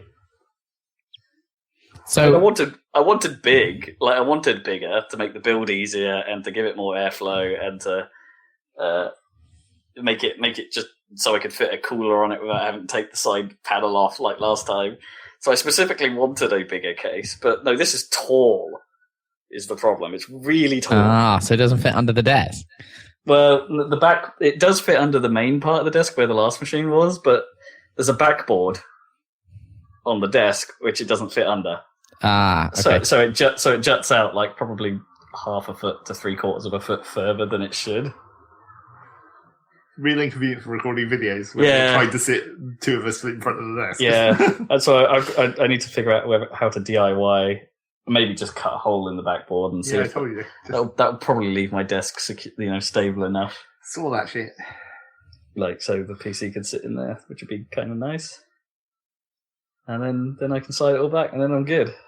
So that took way longer than I had anticipated, though, to build this thing. It just what with the screws being a bit of a nightmare, what with making sure that the processor clipped nicely into the socket, which it felt really bad. I don't know. There's something about fitting a processor that doesn't feel nice. It always feels bad every time. Yeah, I don't know. I struggled to get the cooler to sit sensibly at first as well. Like the CPU, it's just a fan. I've only air cooled, but it's like getting that to sit nice took a bit of effort. The whole build just took way longer, and also I had to fight eBuyer to get them to deliver it at the bloody time they said they would. God damn it! It's supposed to be next day delivery before 11, if you order before 11 p.m. And admittedly, I ordered at like 10:30 p.m. Of course. But it's like, I'm still within their rules. And of course, to them, it was just like, and all of their site was saying it's going to be delivered to you tomorrow. And even through all of that day, it said it was going to be delivered that day. And it totally wasn't. And it's like, God damn it. Just tell me the truth. I don't mind if you said it was going to be delayed. Just tell me it was delayed. Deliveries. Freaking hate them. Who cares? That next day, I mean, come on. I was eager. Yes, but I mean, your previous computer had pretty much broken, so that is one reason to want it as soon as possible. Yeah, it was on its way out. Yeah. So it just took way more effort than I thought it would be. But everything works, other than your sound card. I'm afraid, Dan. I think that's still screwed. Oh, is it bust? Okay, fine. Yeah, chuck it then. I have not been able to get that to work. I'm afraid. It's weird how it just. I don't know what went wrong with it. It would be really weird if it just happened to break at the exact time when maybe I knocked it or something. I doubt it though. I really don't know. It's like Windows can see that it's there. It just doesn't know what it is. Right. It can't figure out the cons to it. It's like it's a device of some kind. It's on PCIe. Right. It's just fucked. Okay. But I don't know what to do with it. And it's like, well, I don't know what to do with it past this point. Okay. Yeah. Fine. Never mind. Which is a bit of a shame. I kind of had a plan for that. Yeah. Well, there's a new version of it. Yeah. Yeah. That might be a later project. Yeah, indeed. So I've been putting it through its paces. It's quite nice. Like this, it's the CPU is at least twice as powerful as the last one. Mm-hmm. In terms of like if it maxes out like doing a video encode, it works twice as fast as the last one did. So that's nice. Like my video work takes half the time. Yay! Awesome. Wait, so that doesn't really count as video work when you're encoding things. I guess, yeah. Video inconvenience. Video inconvenience, yeah. I'd have to wonder, especially that I actually rendered one of the the 30 frames per second videos we had in the hood, and that takes, that was real quick. That was a real quick encode compared to what it was used to. So that's nice. It also means this extra CPU power means that I can run Dolphin. Yeah, awesome. I tried that, by the way. It's good.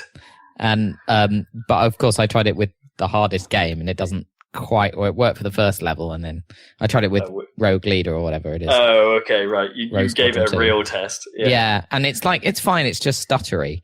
That's all. Like it looks. That's what I have. So I don't know if that's my CPU. Yeah, no, that to me sounds like it's running one of the threads too much, because that's basically what it used to do on my old machine. Like Right. running F-Zero, it would be mostly okay, but it couldn't quite keep up I think that's it. Yeah. some of the time. And when certain effects were on screen, it basically halved its capabilities. Whereas now it runs perfectly. I mean, I can't stress that enough. It runs F-Zero GX with that crazy effect on the sand level that it really didn't like before, and it runs it perfectly. Awesome.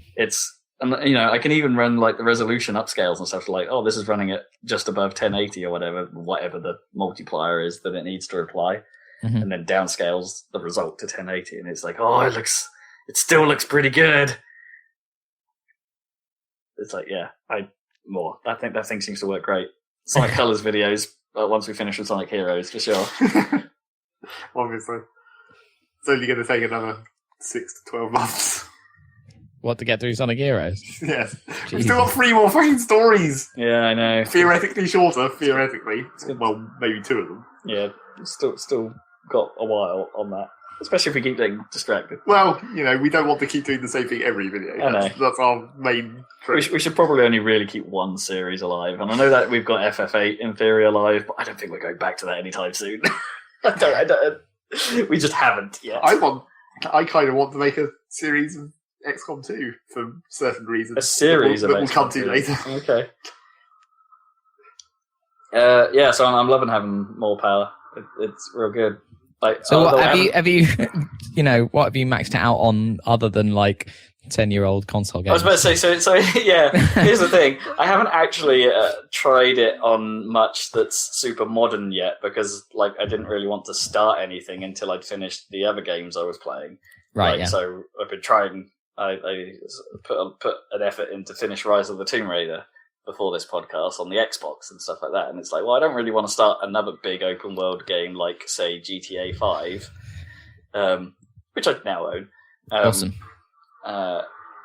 Before maybe finishing that open worldy sort of game.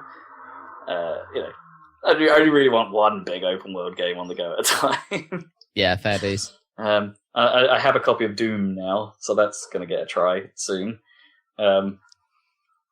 I'm quite excited about that, actually. Yeah, that'll be fun. Doom. So I haven't really put it. I'm playing Overwatch still, and that now, but that ran pretty good on my last machine.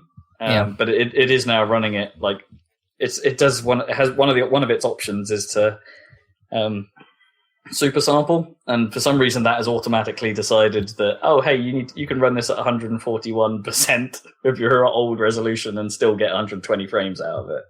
So it's like, oh okay, I'll just do that then, and it looks buttery smooth. It's like, screw you, anti-aliasing. This looks great. Buttery.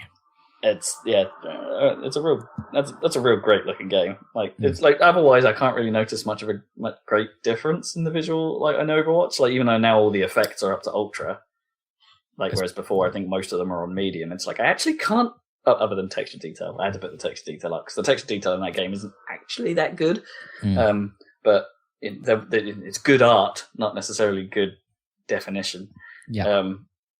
I just can't actually really see where those extra effect quality is going. It was a good looking game before. I've been playing a lot of that.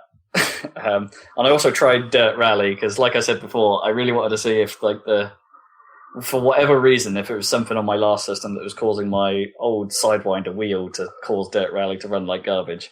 And it's like, oh, it turns out on a fresh install, on a fresh OS, no difference. Running a Sidewinder and playing Dirt Rally still causes garbage performance.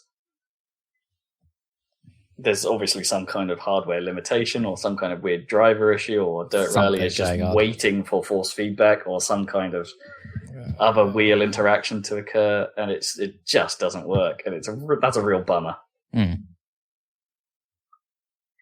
I haven't actually had a decent other thing on which to try it, really, because I wanted to try it maybe Colin McRae 4, but then Zach suggested, well, that's a Codemasters game, that might not be the best choice for testing it, and it's like, yeah, probably right. What do I have? Codemasters games. Oh, and that's another Codemasters game. Right, mostly Codemasters games. Yeah. So yeah, that's a bit of a bummer. But I can run it at max settings. Like, I can turn on the advanced blending if I want, but then I do start to dip below 120 frames if I do that. Like if you turn on the super advanced settings, but it's like I actually think it looks better without them, so I leave them off. So it's yeah, it's a good looking game. Like when it runs as it should. It certainly is. Yeah. And now you get to see it in all its glory. Yeah, but I can't play it in all its glory. No. Like, You don't have force feedback, but Yeah. you're barely playing it as well. I don't know. I still had a good time playing it on my Xbox wheel, which unfortunately, the PC drivers don't support force feedback for. But so I still had a good time with it. But yeah, it doesn't feel quite nice. So now I'm wondering if I've reached the point where it's like I have to. Maybe I should consider getting rid of these two obsolete wheels and getting one modern one, which would free up a bit of space in my house, I guess. And there's potential for using it on new Forzas. Yeah. So going more actually into that's what true. I've been playing, I did fire up Forza 6 Apex. Again, primarily to test the wheel. To be all like, okay, maybe I did want to see what Apex was like on PC, so what Forza was like on it on PC. So let's give this a go. You know what? While I'm at it, let's test my Sidewinder theory. Disappointingly, that thing has no wheel support. Like none. Like I get. I mean, I know Apex, and it's still marked as a beta, but they're promising wheel support for Horizon 3 on PC. And it's just like, well, okay, you better get your skates on then, because you haven't done it already. Yeah, got on it. And so I was a bit disappointed when I found that out. It's like, oh, all right, that's my main driving force for wanting to play it on PC is so I can attach a wheel to it. The wheel I have, but that doesn't work. So that's no good. But in terms of its actual structure, it does seem to be. Do you remember the sort of arcadey modes in, I want to say that maybe the first 3 Project Gotham games where it's like do a stage, get a medal ranking. Yeah. That kind of thing, based on whether or not you meet these certain challenges. And it's a little bit like that in its structure, rather than, I guess, the full free-form, go do whatever event you want structure of Forza 6. It's like, here's a subset of events, but there are a little, like... score challenges on them. It's like, oh, you have to do this level with this assist off and you'll get a bit more points. Well, that's cool. Or, a little bit of structure, sort of. Yeah, a little bit. It's vaguely there. I think where some of the free-to-play stuff comes in is to make you buy cars, basically, because you only get... you basically, I think you get a token for each medal you acquire. So, like, if you get a gold medal, you get 3 of these tokens. And at the end of most events, it will say, hey, you've unlocked this car, but actually what that means is you've unlocked the ability to unlock that car using tokens. Or there are other, I think, paid ways of unlocking cars using real money or something like that. I haven't quite figured it out exactly because I haven't played it for long enough. But it runs well on my machine as you'd expect, but it doesn't really look any better than the Xbox version. Like it is the same game. Like it's like they haven't really up-resed any assets or anything. It's Forza. Yeah, it's doing what it does, and it. I guess the only disappointment is that, like, for a system like mine, and a monitor like mine, is that the game caps at 60 frames. It won't run any better than that. Oh well, maybe they'll fix that for. Yeah, for most people, that's absolutely fine though. It's like, but I want that 120. That's what I'm gunning for when I can. So yeah, that seems perfectly okay. I'm not really sure if I'll spend much time with it. Cause as it turned out, when I was playing it, I sort of realized maybe I'm not actually ready for another Forza yet. I don't know. It's like Forza. I guess it's been a while since I played Forza 5 now, but I was playing this thinking, yeah, I'm not sure I really want to do this. It's too samey to 5, as it turns out. Yep. So there was that. I got my fight stick out and played some Skullgirls. Mm-hmm. That's a great fighting game. It's really great. I tried going online. No one's playing it. At least on PC. There's no one there. But yeah, that's a really well structured, interesting fighting game, and I'm able to do things. I'm able to play it better on the stick for sure than I was on a controller. That's just guaranteed. There are certain some of the tutorial levels where it forced you to do actually a really long combo and stuff like that in order to demonstrate one of its systems. But you've actually still got to do the combo to see the system come into play, and it's like, oh, now I can. It's hard, but I can pull this off now where I've never been able to on a controller. So, fight sticks. Recommend. And I would recommend Skullgirls if you don't mind playing against AI. Because there's no online community there. Which is a shame. It's a good game. I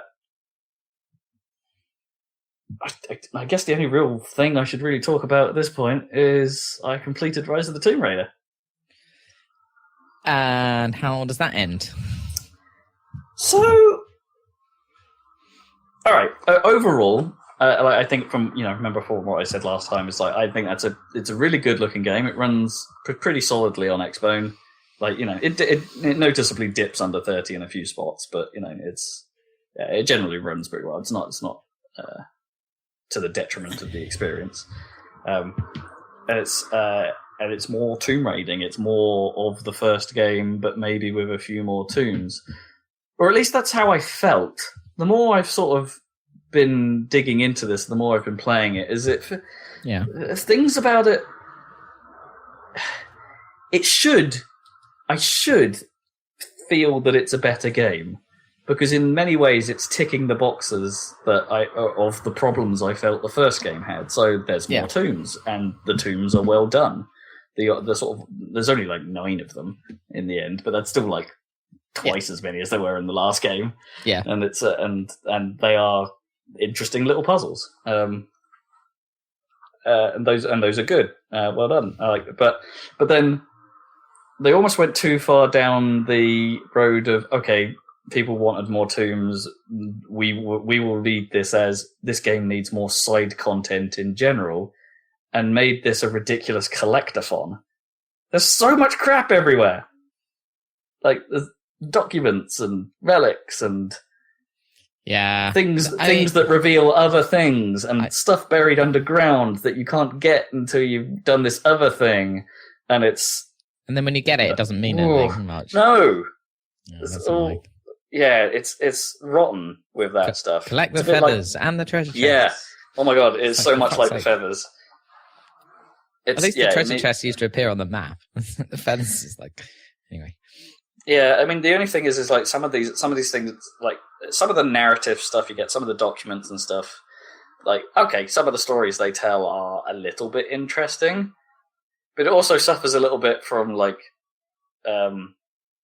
don't know, it doesn't make a great deal of sense. And this is actually where a lot of Tomb Raider starts to fall apart for me. And it's and I know it shouldn't, because I should treat it a bit like Indiana Jones and Uncharted and stuff like that. And that this is a game. I shouldn't apply real logic to it. But for some reason with this, I find myself doing that all the time. The documents you find are diaries and stuff of old travelers and stuff like that. And of course, because it's a game, all of the diaries you find in a certain area are written by the same guy, right? Or there'll be some through lines and between some characters, and they'll pop up in some places, and it's the tracker. I remember him from earlier. So what was he up to in this area? And that's all fine when it comes to the ancient scripts and the scrolls that you find. Where my brain goes, what? Is when you're finding 1 billion dictaphones about the place that have all been used by the bad guys. And it's generally there's 3 or 4 characters. Yeah, there's 3 or 4 characters that speak into these millions of dictaphones. And it's shouldn't you have just brought one of these and kept it in your pocket or something? It's not just dropped it everywhere.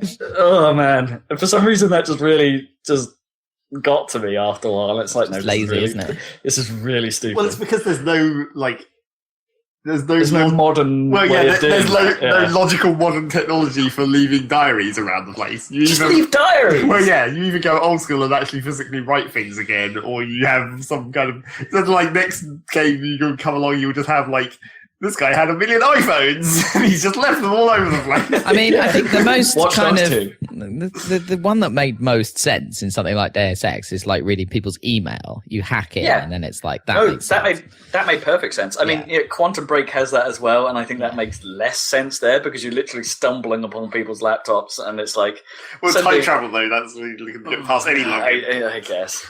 Like that was stupid there as well. But you kind of forgave it because the narrative stuff in Quantum Break is actually really quite good. It's like dictaphone diaries would make sense if it was like old school and it was just like the tapes, because then you would have a bunch of tapes because those tapes were quite small. Yeah.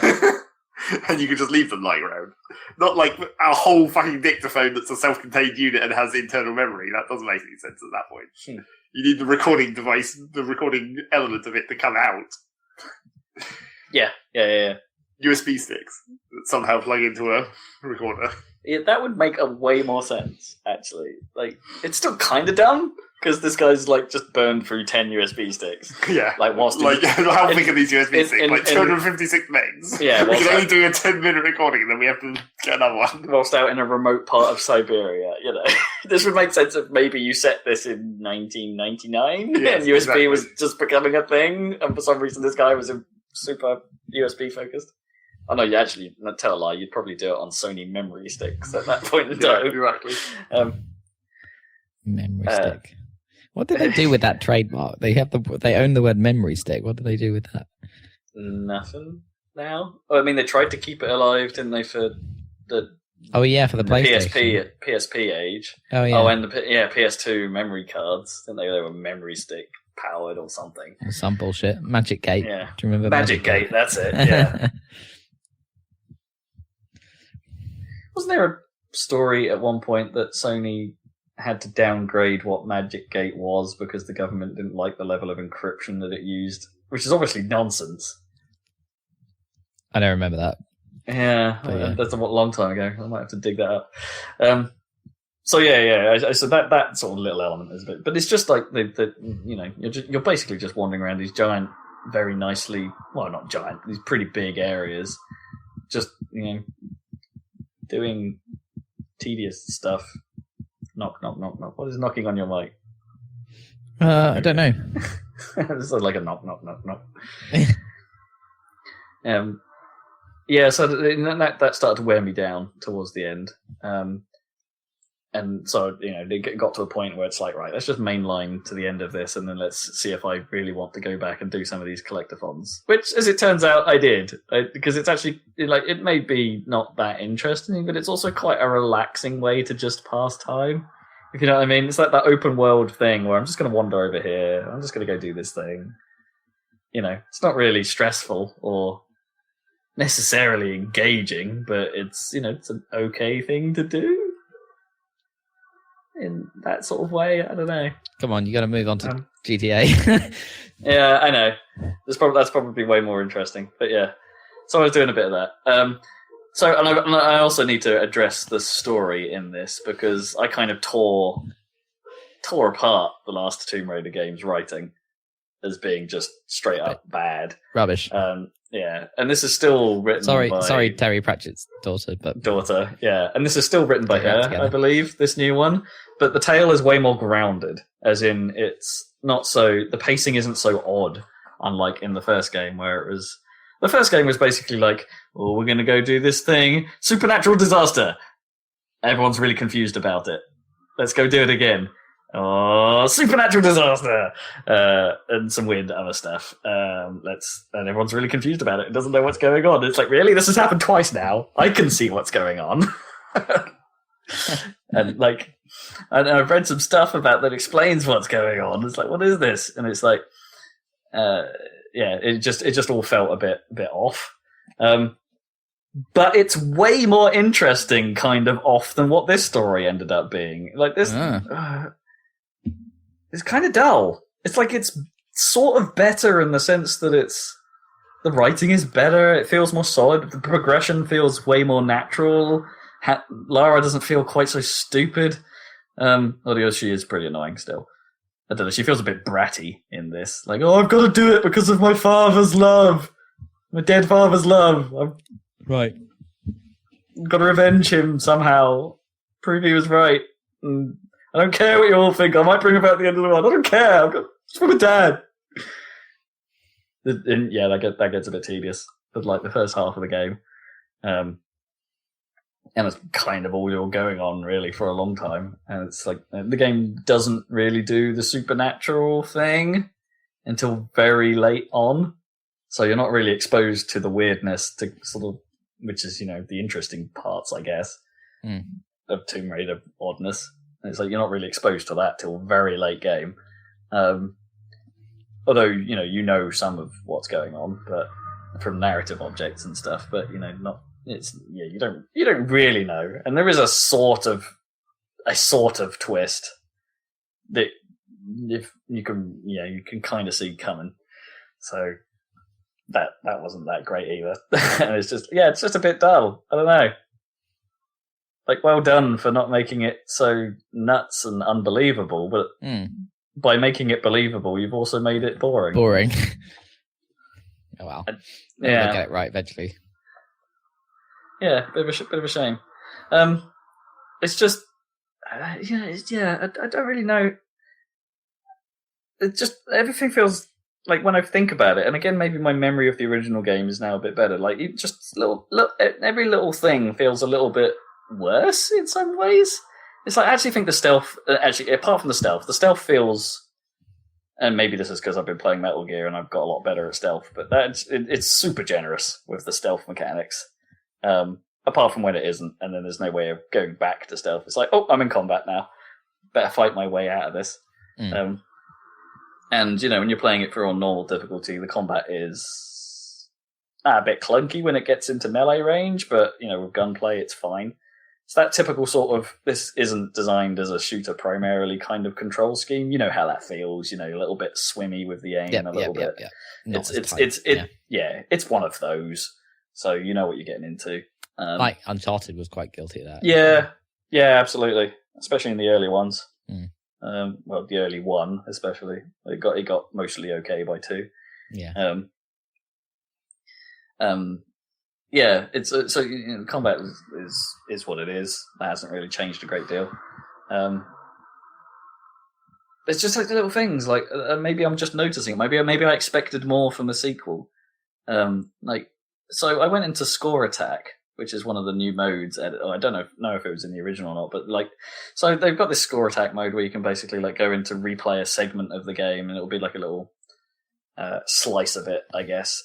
But there'll be extra stuff and extra challenges you could do along the way. Don't make sure you headshot a certain number of guys with the bow while stealthed.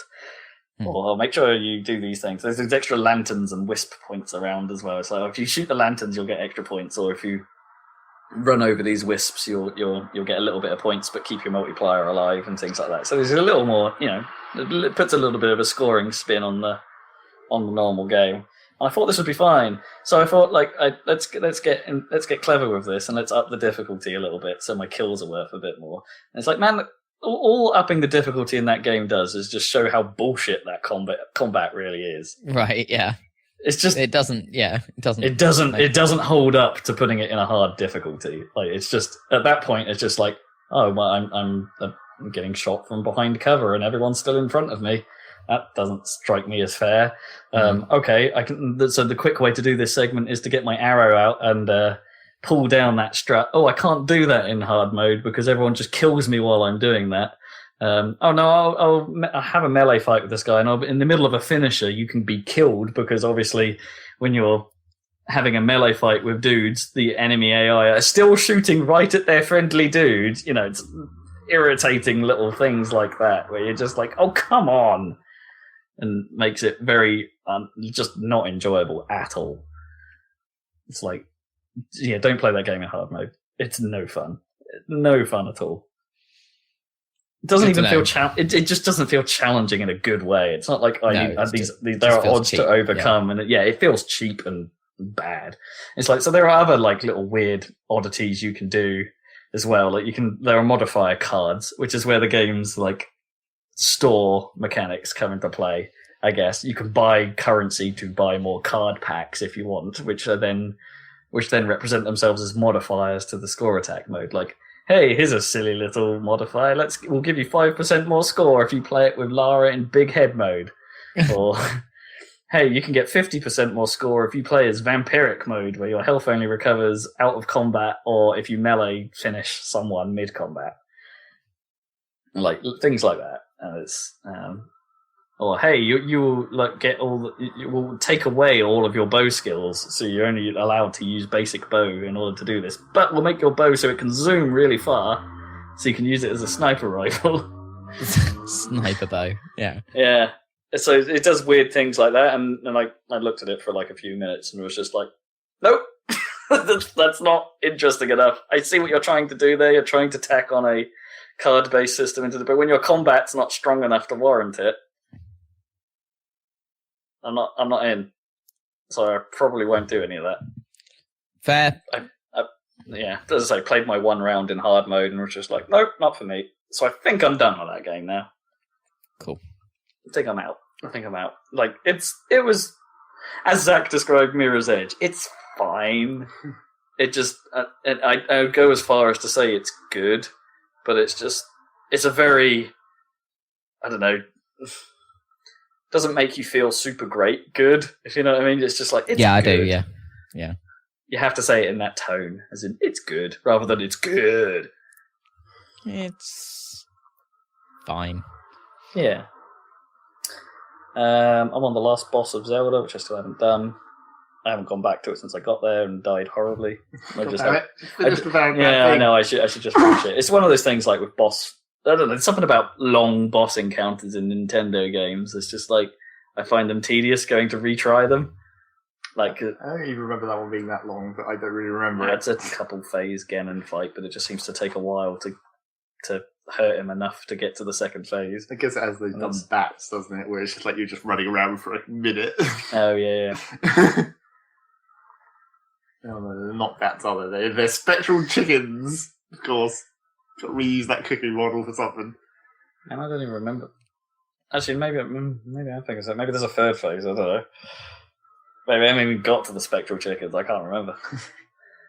Well, you'll know when you get to the end. I just remember the dude, like, he's just, like, Pig Ganon type thing appears, and he's just trying to stab me with a giant spear, and then there's, like, a second phase where I can't even remember what happens. Like, you kill him, and then he comes back. I guess the end. And then, I guess the chicken bit might be in the actual end phase when you actually use the merge mechanic again in the fight. Oh right, yeah, because you can't use that where I am because there's stuff all over the walls. Yeah. Okay, so there's more than I thought to it. It's like, oh, that makes me want to do. Well, the last bit isn't like difficult apart from like you just have to avoid getting hit during the chicken phase, and then it's basically like a sequence. It's not really an actual fight. It's like you have to do the one specific thing in a specific way that causes you to win. Okay. In the classic Zelda fashion. But yeah, I got into getting up to that point. I think it was while I was camped out in your house, Dan, actually waiting for you to wake up a couple of weeks ago. Like I got into a real rhythm. Actually, just gunning through the last few of the temple things to get the sages. Yeah, and it's like, cool. that game is actually quite good. If you, I think that game might be better actually if you play it in the way that I didn't, and actually just stick with it, keep on it, treat it like running, keep on it. Mm. Yeah, get in the groove. Good game though. Good game. GG. Yeah. And I think I'm out. I think that's me done. Coolio. So had to wrap up some Tomb Raider, mummy style. I bought some games in the sale. Ooh. What was it? The Witness and Day of the Tentacle. So that's what I've been mostly playing Day of the Tentacle, classic 1994 adventure game, or whenever it was. It's remastered. It looks pretty nice and it sounds really good. I don't know how they managed to. I don't know if they originally recorded the voices in decent quality. They must have done because they're the same voices. I'm pretty sure, and they sound fine. Probably go find some DAT tapes. Yeah, I think that's what they did, and sounds great. And the music's all re-recorded, and that's really good. If you flick back to classic mode, then you get all the new, cleaned up voices, because it's obviously the same, but you get the MIDI music kits in, and it's like, wow, yeah, they've done quite a nice job of. Does it play the MIDI and using your sound cards like doubt MIDI, it. or does it emulate the sort of like non-sound fonted style MIDI where it's all like that weird sort of like super tinny noise? Yeah, it's pretty tinny. Yeah, so I reckon it's that way, but awesome. It's pretty nice how they've redone the music. And I never played this one really, I never got very far in the original, whereas I know Sam and Max and games like that and Monkey Island a bit better.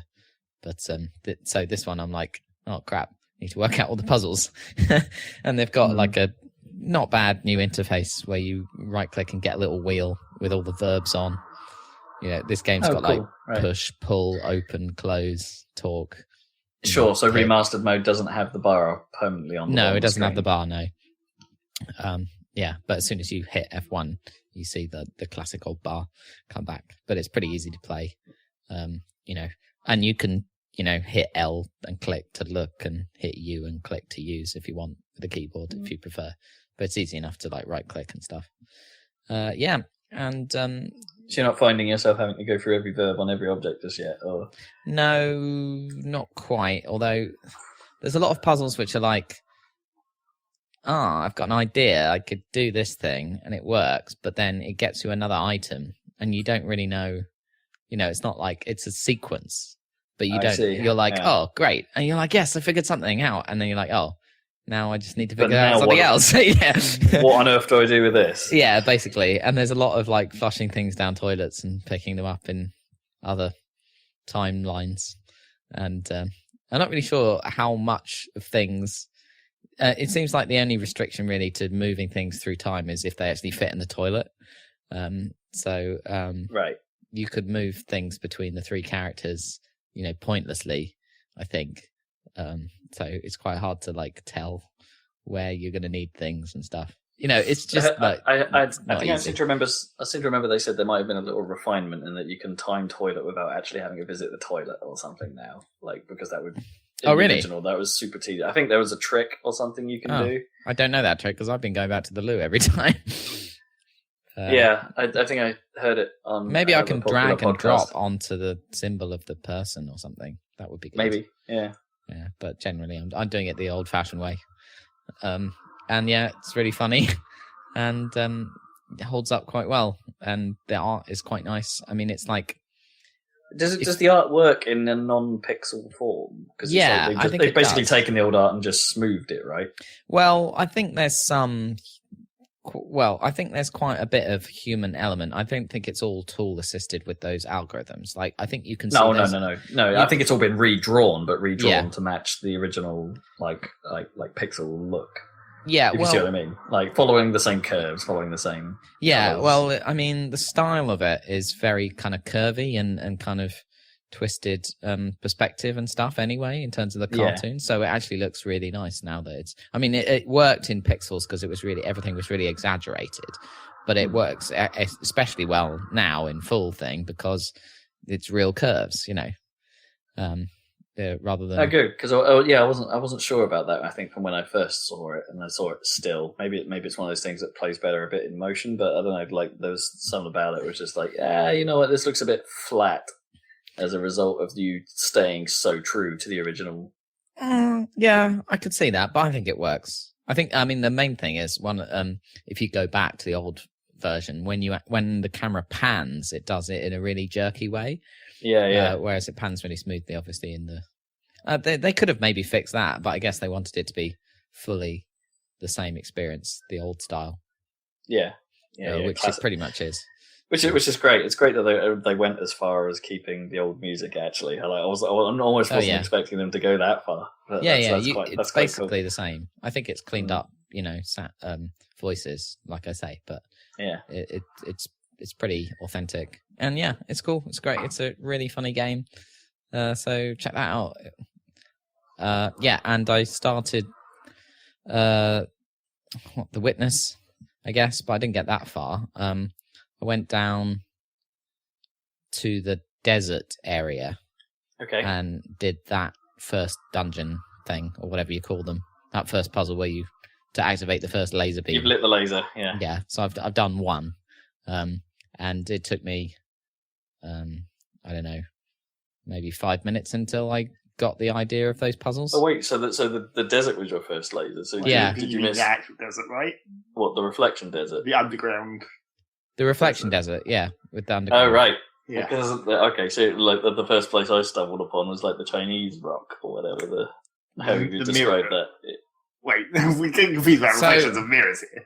You mean the Oh, sorry. mirrored puzzles rather than the See the shimmer. see the thing in the reflection Hey, hold on. smudge puzzle? Yeah, I did the reflection smudge puzzles, basically. Right. I did that one.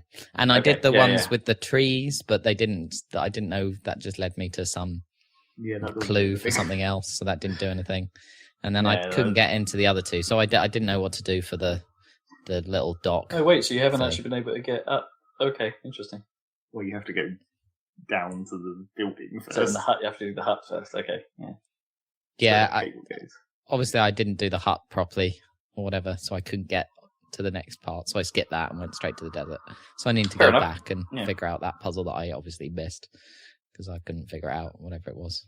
The desert is probably by far the longest area. It is Oh, one of really? the longer ones. Yeah. oh, actually. cool! I It's- thought they'd all be like that because I was like, I think "Man, it's take a while." it's sort of made longer by the water room. Yeah, I did. It took me a while on the last part of the water room. I think not the Yeah, last, the but wa- the second to last part of the. I think there was one puzzle in the water room where I didn't understand what it actually did or whether it helped. Yeah, there was Anyway. there was Well, there's one some where elements that were only really makes it clear like at the end. Well, I it's guess very and you're like, easy to- oh, that's what that was doing. it's very easy to not notice that there's like a couple of the puzzles in the water room turn on additional lights. Yeah, Yeah, It doesn't make a big deal of it like it does in quite a lot of the other places where things Yeah. happen. yeah. it's like, oh, I can only solve this now because that light is on. Is on, And, yeah. But there's still quite a lot of. I definitely, filled and emptied that tank quite a few times. Yep. Yeah, No, but that was fun. Took quite a while. I didn't. I got through that, so I was like, cool. I get kind of the idea of this game. This is kind of cool. I just don't know what I missed on the earlier part, so I need to go back. So you haven't had the oh snap moment yet. Oh, but then again, you've watched the. salad video. You watched us do it. So how far in the salad video did you get? No, Like, maybe I stopped. which spoiler warning? Oh, I don't know. I probably didn't watch the 1, whole 2, or thing. 3? I probably didn't watch the whole thing. If you're Okay, I fine. need to do the whole. I mean, my only snap so far was the reflection thing. Okay, Sure. With the I mean, smudge, even seeing those fucking smudge monitors, most people don't get that very easily. No, that took me. I mean, it took me a little while to spot it when I was wandering around the top of the desert. Yeah, Yeah, I mean, that's mean, what I meant. Just yeah. just to even initialize that whole. that's what I'm zone. saying. That took me 5 Yeah. minutes until I saw that reflection, and I was like, oh, I got it now. Yeah, and sort of that's also one of the least returned to mechanics. It's which I'm Yeah. grateful for. I mean, it's like it's Yeah. probably the least obvious one as well. It's like Right. it's the longest zone, and it's the hardest to get into, and it's the least used thereafter. Oh, I feel quite good about it then. If that was my Yeah. first one, and it was a hard one. I mean, That was the swamp is probably at least as hard. Right? Yeah, Yeah, it's Okay, a cool. bit tricky. Yeah, I'll get Got back into that. Mate. Tetris pieces. I'll carry on with that tonight. yeah, it'd be cool to hear you get on. It's a fascinating game. Yeah, So I'm having fun. And that's it. I need to carry on with Metal Gear still because I need to finish that before I play XCOM. Anyway, yeah, but I haven't. I've been playing those two instead, so never mind. Segway. Right, That was good. Zachary Burgess. Real smooth, apart from I'm not going to talk about XCOM first, I'm going to talk Oh. about Factorio first. Ah, Damn it. saving the best of last. Yeah, exactly. No, So, you showman, you. yeah. Oh, by the I way, all of Star Trek is on Netflix if you haven't noticed. So go and watch Star Trek and do nothing else. That's what I'm doing. For Yeah. about a million years. Are even the bad ones on there? It's Yeah, like- the animated series is on there. It's literally everything. All of There was- DS9 and also TNG and TOS, I guess, is the nice, really nicely remastered ones. Like Well, they put TNG the- looks amazing. I don't know. But have they done more than the first season of TNG. And yeah, I think it's all done at this point. It's all done. Okay, I think wow. so. Yeah. I mean, I was watching season 3, the best of both worlds, and it looked great. And it's not only have they done it's not just the special effects. It's like they've got the film and cleaned it up or whatever. Yeah, well, they re-imported it or something, didn't they? Yeah, as best they could, and it looks tried good. to recrop it so they didn't show bits that are off camera and stuff like that shouldn't have been there. And if you compare it to the 90s standard def of some of the other stuff, it's amazing, the quality. It's great. Because like modern TV shows are filmed in obviously high def, but like they don't have the cleanness of a Star Trek set and a Star Trek costumes, so it looks really kind of almost. Well, like I guess they didn't have to texture them as much, right? For SD. yeah, I guess so. All flat. Anyway, yeah, that'd be interesting to see. Yeah, come on then, let's get this over with. Well, settle in, boys. We determined that Factorio had sufficient patches to be in a reasonably playable state for the multiplayer to happen again. So Patches? What do you mean post version 1 patches? No, it's not version 1. It's like just there's a mid, it's like a mid content patch or whatever, an alpha patch, and then the patches to fix all the bugs that they introduced. So we went back into the multiplayer on that, and I had the same problem that I had last time. Right, yeah. Being like, God damn, this factory is so inefficient. I need to teach you how to build. But I can't. That'd be rude. I'll just let you do your thing. And I'll be over here telling you that we're going to need more circuits at some point. We need to do some social engineering here. like, so how can we alleviate your problems with this? Like, can we would it work to just be like, oh, if you did it like this, it would be like 66.66% recurring. We don't need numbers. Yeah. I tried warning them. It's mainly like when you have like a single factory making circuits, and it's like that's fine initially, but then even just if you just look at the numbers, like the blue circuits that you need later on take 20 of the initial circuits per one, and it's like you're going to need a lot of fucking circuits at some point. Like a really large number. Dump circuits as far as you can. I'm considering maybe I should just start taking screenshots of my solo factories and be like, look at this awesome factory I made. Isn't this awesome? Look how efficient it is. Oh, so you don't even say this is how you should build it. It's just like, hey, check this out. I think I've got this, man. Yeah, exactly. So you see that Space Chem solution? This is that. Exactly. So yeah, I've been playing it solo as well. The main bug that annoys me still hasn't been fixed, which is the map generation is still screwy. It just makes things kind of ugly and inconvenient. Maybe they like it like that. Yeah, well, they did. It was weird because they made a blog post about their while they were making patches and stuff. They made a blog post about various things, but in there they were like, "We've heard some people have had problems with the terrain generation, but we can't recreate it." And it's like, it's literally the whole terrain generation. It's fucked. You just click go and it makes a really bad level. I don't know how. That's not like a reproduction problem. That's just how the game works at the moment. Doesn't sound like they, unless that would very much was a it's like a different dramatic problem where it didn't spawn certain things. Well, there's two reasons why they might say that. Either it's a kind of subtle way to say this is what we intended. Right. It's like it's not broken because this is how we want it now. Yeah. Or there's the other problem where they might have been testing on a map that already existed and not walked outside the zone to generate new terrain and therefore see that it's different. So because they might have a testing map for the purposes of having everything already set up, so they can just run tests or whatever. So they might not know that the terrain generation is fucked because they haven't seen it generate any more terrain. Maybe, yeah. But even then, they'd all only have to go to the game and generate a new map, and it'd be fairly obvious. So, this looks like garbage. So we'll see what happens with that. But then maybe they wanted you to be making a factory on Garbage Planet. Maybe. So yeah, we've played quite a lot of that. We still haven't finished the game in either of these games. My one by myself or the multiplayer one. We're pretty close on the multiplayer one. We're basically at the point where we just have to wait for the rocket to build and then launch it. But waiting for the rocket to build is probably going to be the really long part of that because we don't have enough production of a lot of things. It's a bit inefficient. Yep. Just going to stand here for 2 hours while it slowly processes these resources that we could be doing much quicker. can you just build some more? You got more space? Well, Can't you just build? There was a point while they were away from the base destroying aliens to get the alien artifacts we needed. I was just like, maybe I'll just stealthily rebuild this whole thing while they're not here. But the trouble is, I didn't think I had enough time. I was like, I could probably rebuild this, but I would have to like disassemble everything that's here, and that would like really inconvenience us if we did need to use any of it. I'll be honest, I'm finding this part of your gameplay experience way more interesting than the game. So yeah, there's that. It's still continuing to be the same, more or less. Just like slightly nicer, slightly more like nice options, like when you can just bring up a list of all your trains and you can see where they stop and you can remotely access their schedule and just reprogram them on the fly. They borrow that from OpenTTD. Yeah, it seems like something similar. So yeah, there's that. Getting achievements. How far until they reach version 1, do you think?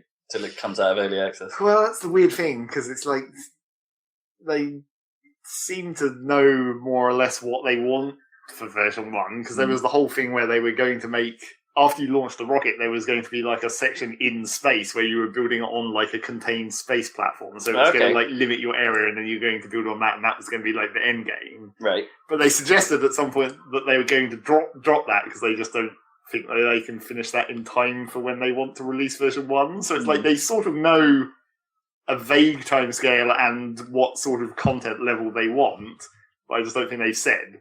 Right. So yeah, there's no indication. There's no. Well, that's good in a way. I'd like them to, during early access processes, I suppose, have some surprises still up their sleeves. Right? True. But that, like the idea that they also suggested that maybe the space platform segment could be put in post-launch, that they sort of suggested like an epilogue or something. Well, they sort of suggested it as like some kind of DLC, and it's like, no, don't do that. So if you're going to do post-launch stuff, at least just do it free, like all the other games. Because of course the community would say that. But there's so much precedent for that now with all these other games that have updated well after 1.0. And they're going to continue to, like Starbound, when that comes out at the end of this month. That's going to continue to update well after 1.0 in theory. Has that got a subtitle now? Is it like Starbound something? No, I don't think so. I thought it had a bit more text on it last time I saw it. Well, we'll see when they update the launcher. When the screen pops up and it says whatever it says. Like, they keep updating their logo on the launcher. That's been updated several times. Through is it? Yeah. Through the progress of the early access. So I expect I'll be playing Starbound a bunch shortly when that comes out. Sure. Again. Potentially multiplayer again. Or both in multiplayer and single player. as will be inevitable. And then I also played some XCOM 2 because, bought that in the sale at last. It's time. It got sufficiently cheap, I guess. And what's the Zeg verdict on XCOM 2? Well, there's stuff to talk about, but there's mainly two things that I want to complain about, mainly. Naturally. Step one, let's complain. Yeah, step one, complaining. There's two major problems that I had initially that really stood out, which was, firstly, like, basically every mission has a time limit, and that kind of sucks. Yeah. I never like being rushed. It kind of makes it not very fun to be constantly rushed, and you feel like you can have less tactical options, even though you have so many more like different skills and builds and stuff. So I went and looked this up, because you told me about this. Yeah. So I went and had a bit of a browse around what the opinion on this timescale thing was, and it is very polarizing. Like, there are some players that really dig it because they think it forces them into thinking perhaps outside their normal strategies of the game. Maybe like players of the original XCOM that come to this and is all like, oh, right, this is a new challenge. Okay, I'm into this. And then you've got the players like you, and I think like us, like I think I would be the same, and Dan sounds like he'd be the same as well. Yeah. Where it's just like, nah, that's not what I want. I don't like time limits in general. Like Metal Gear occasionally there's one, and it's like, timed stealth? No. Give me sneak. There's like some problems of the timer issue in XCOM is just like, so to some extent it feels like you don't have enough time to do the cool things, which is one of the problems. Right. Whereas like when you don't want to waste a turn moving people into position, because you don't have enough time to shoot everything. Like, you run out of time. So there was one mission that I got into quite early on where there was a 6-turn time limit to get to this thing and hack it. And just in pure movement, it would probably take 3 turns just to get there. And then there's like 8 aliens you have to shoot along the way. And it's like, that is a real close, tight time limit. And I couldn't actually do that mission in the end. I tried several different times to get there and I just couldn't find a way to do it. She tried to cheese it, basically, but then still couldn't. Yeah. And so that leads to like the sub problems of the time limit, which is that I feel like maybe because of the levels being slightly more randomly generated, it has to assign a time limit that can fit a randomly generated level, and maybe that doesn't always work. Right. Like sometimes it can generate something that's just like slightly too difficult for you to do, especially at that stage in the game or whatever. So in theory, do you know where you're on these missions? Do you know where you have to go? Do you know can you see the area? Yeah, you can see where the target is. Okay. So you know how you have to get there. You just don't know like how many alien patrols or whatever there might be in between. along the way. And then the other problem of the time limit is that they. I should also say before I mention any more of these other problems is basically all of the stuff that I'm going to complain about, particularly the time limits. You can totally fix it with mods. There's already mods that solve all these problems if you just want to go into the Steam Workshop and download them. Which sounds great. But the other problem... See, I might be okay at trying the time limits, but you make them sound like they are so harsh that if there was just a mod to make them, to ease them... Yeah, there is a mod. Then, like, adds 2 or 3 more turns to every time limit. Then great. Yeah, exactly. I'd probably give it a go for a bit, and if I had the same opinion, then it's just like, yep, you know what, I'll just ease these up, because these are the sucky part of the game. Yeah. And the other problem with the time limits is most missions you start in stealth, like because it's a guerrilla operation. You come in stealthily and then you basically get an ambush where you... Mods balls up the achievements, though. What do you mean? If you apply the mod. I don't know how it reacts to mods. Yeah. So you come in stealth, you can have a chance to make an ambush. But in any mission where there's a timer, the timer always goes even while you're in stealth, where it doesn't make any sense. Whereas well, so they haven't even triggered the effect, but you're still... Well, no, it's because it's like you're going on a mission to steal this valuable data cache or whatever that the aliens have. Yeah. Or like a laptop or something that you need to hack. And you arrive, you're in stealth, and the aliens have already set the thing up to self-destruct for no apparent reason, because they don't even know you're there. And it's like, that's not how that should work! Yeah, that's bad. That's really dumb. Also, stealing and that, sort of hack to get into somewhere to do things. Yeah, if you're in stealth, you should be able to do that whole mission in stealth. You're supposed to be cat burglaring it, right? Like, yeah. You should be able to do that without even firing. You should just be able to coincidentally avoid all the patrols and sneak. Although, there's cameras. That might be impossible, but yeah. Yeah, I'm with you on that one. That's dumb. So yeah, there's been a couple of times where there's like, I'm finishing the mission literally on the last possible turn. There was one mission where I only got out of it because another thing that's a problem is it doesn't really necessarily tell you every mechanic very well. So like hacking, in the tutorial, you hack a door and your guy is right next to it and you hack it. And it's like, that's fine. That's the introduction tutorial to hacking.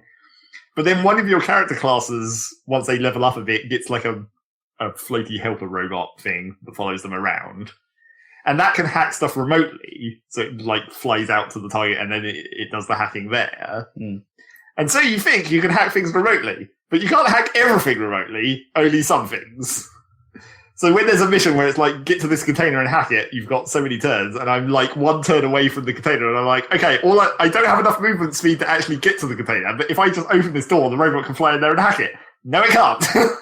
This container, for some reason, you have to have a person directly adjacent to it with a move left in order to hack it. So that was a discussion that, weirdly, that was a discussion that came up in my little cursory search on this, and that, like, basically there was one crowd of people that were basically saying, just hack everything from afar. And it's like, I'm pretty sure Zach said you couldn't do that. So why are everyone saying hack everything from afar? Is there a trick? Is there something you haven't unlocked yet? Well, I mean, it was potentially possible that I hadn't moved the guy with the robot close enough, but he could hack this light pole like significantly further away across the map in the other direction.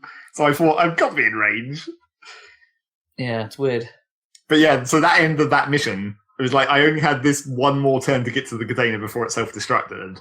So the only way I could do it was was because the guy with the robot was well out of range and he couldn't actually even get to the van to be able to hack it. I only had one person who had the movement range to get next to the crate to hack it.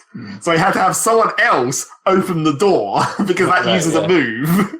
You have to run up to the back of the van, which commits that like half a move, or the one action point. Yeah. Then he opens the door. Then he uses his other half of the move to move out of the way, so the other person can run into the van and actually get up next to the container, which was really dumb. That was the only way I could possibly get there in time. And then that mission was also a perfect example of the other major problem, which is the line of sight calculations are still complete shit. Possibly worse than the previous game, but that might just be misremembering of how bad the previous game was. So, like, what happened next in that mission is once I got the people into the van to hack it, there's also a bunch of aliens there who I couldn't fight because I had to get there on that one turn. So I triggered, like, 2 extra groups of aliens as I was legging it into the van. And then these melee-type alien guys walked up and attacked my guy in the van through the walls of the van. Which is just like, no. Also, because the walls of that van specifically are indestructible. That's one of the definitely indestructible bits of the terrain. It's very specifically, you can't destroy it in any way because it's basically a mission objective. Right, yeah. So, yeah, that was bullshit. They, like, melee attacked me through the walls.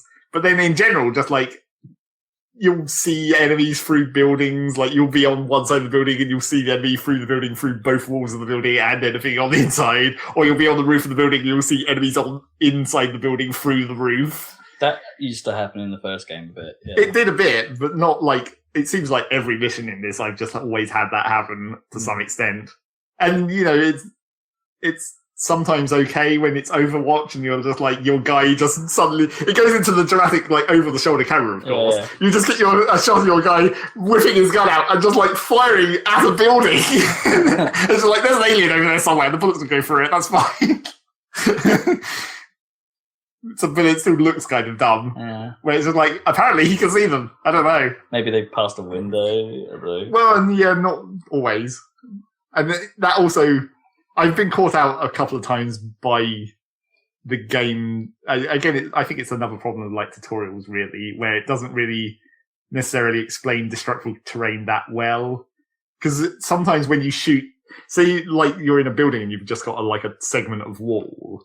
Sometimes when you shoot it, it makes a hole, and the bottom half of the wall still counts as half cover, but you can also jump through the hole, so it no longer acts like a wall. Interesting. And that catches me out sometimes, where it's just like melee enemies will suddenly be able to pass through that hole and come into the building. Also, there's a lot of melee in this game, which I'm not sure I'm entirely happy with. It's mainly... I mean, technically it's balanced because you can do it as well. You have a character class who has melee. One of the types of character. Sure. But, like, the shotgun's pretty much a melee weapon anyway. Yeah. But like this specific character class and the alien equivalent, they can melee attack after using both moves, so they can move the full distance and do the melee attack at the end of it. Right. And that makes it incredibly difficult to deal with the aliens, because basically, as soon as you see the aliens and they know you're there, they can attack anyone on your team, because their movement range is enough that it basically covers their sight range. Yeah. See, a bit of me was going to say, like, oh, you know what? Maybe you should play Massive Chalice, because that was good. And then you said, like, oh, but everything's melee, and it's like, oh no, pretty much all of Massive Chalice is melee. Well, it's fine if it's designed to be like that. It's just like sometimes the melee in XCOM feels a bit like excessive. I did also have a mute on one of possibly the second mute on I'd ever seen. I sort of knew that they were going to have a pretty strong melee, because they're big fatties. Yeah. They also have a pretty goddamn powerful gun, which is just makes it more annoying. Yeah. But so he ran up and meleeed one of my guys, and it did 10 damage and killed him instantly because none of my guys have 10 health yet, which is not helpful.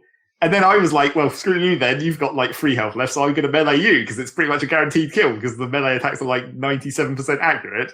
And it just randomly counterattacked me and did half damage to my melee guy. And I was like, well, thanks for warning me about that game. You'd never told me about that before. Oh, what, the melee can fail and it will counter? Yeah. And I guess there is one other kind of melee class of enemy that I'd seen before that I hadn't, that had never happened. I don't know.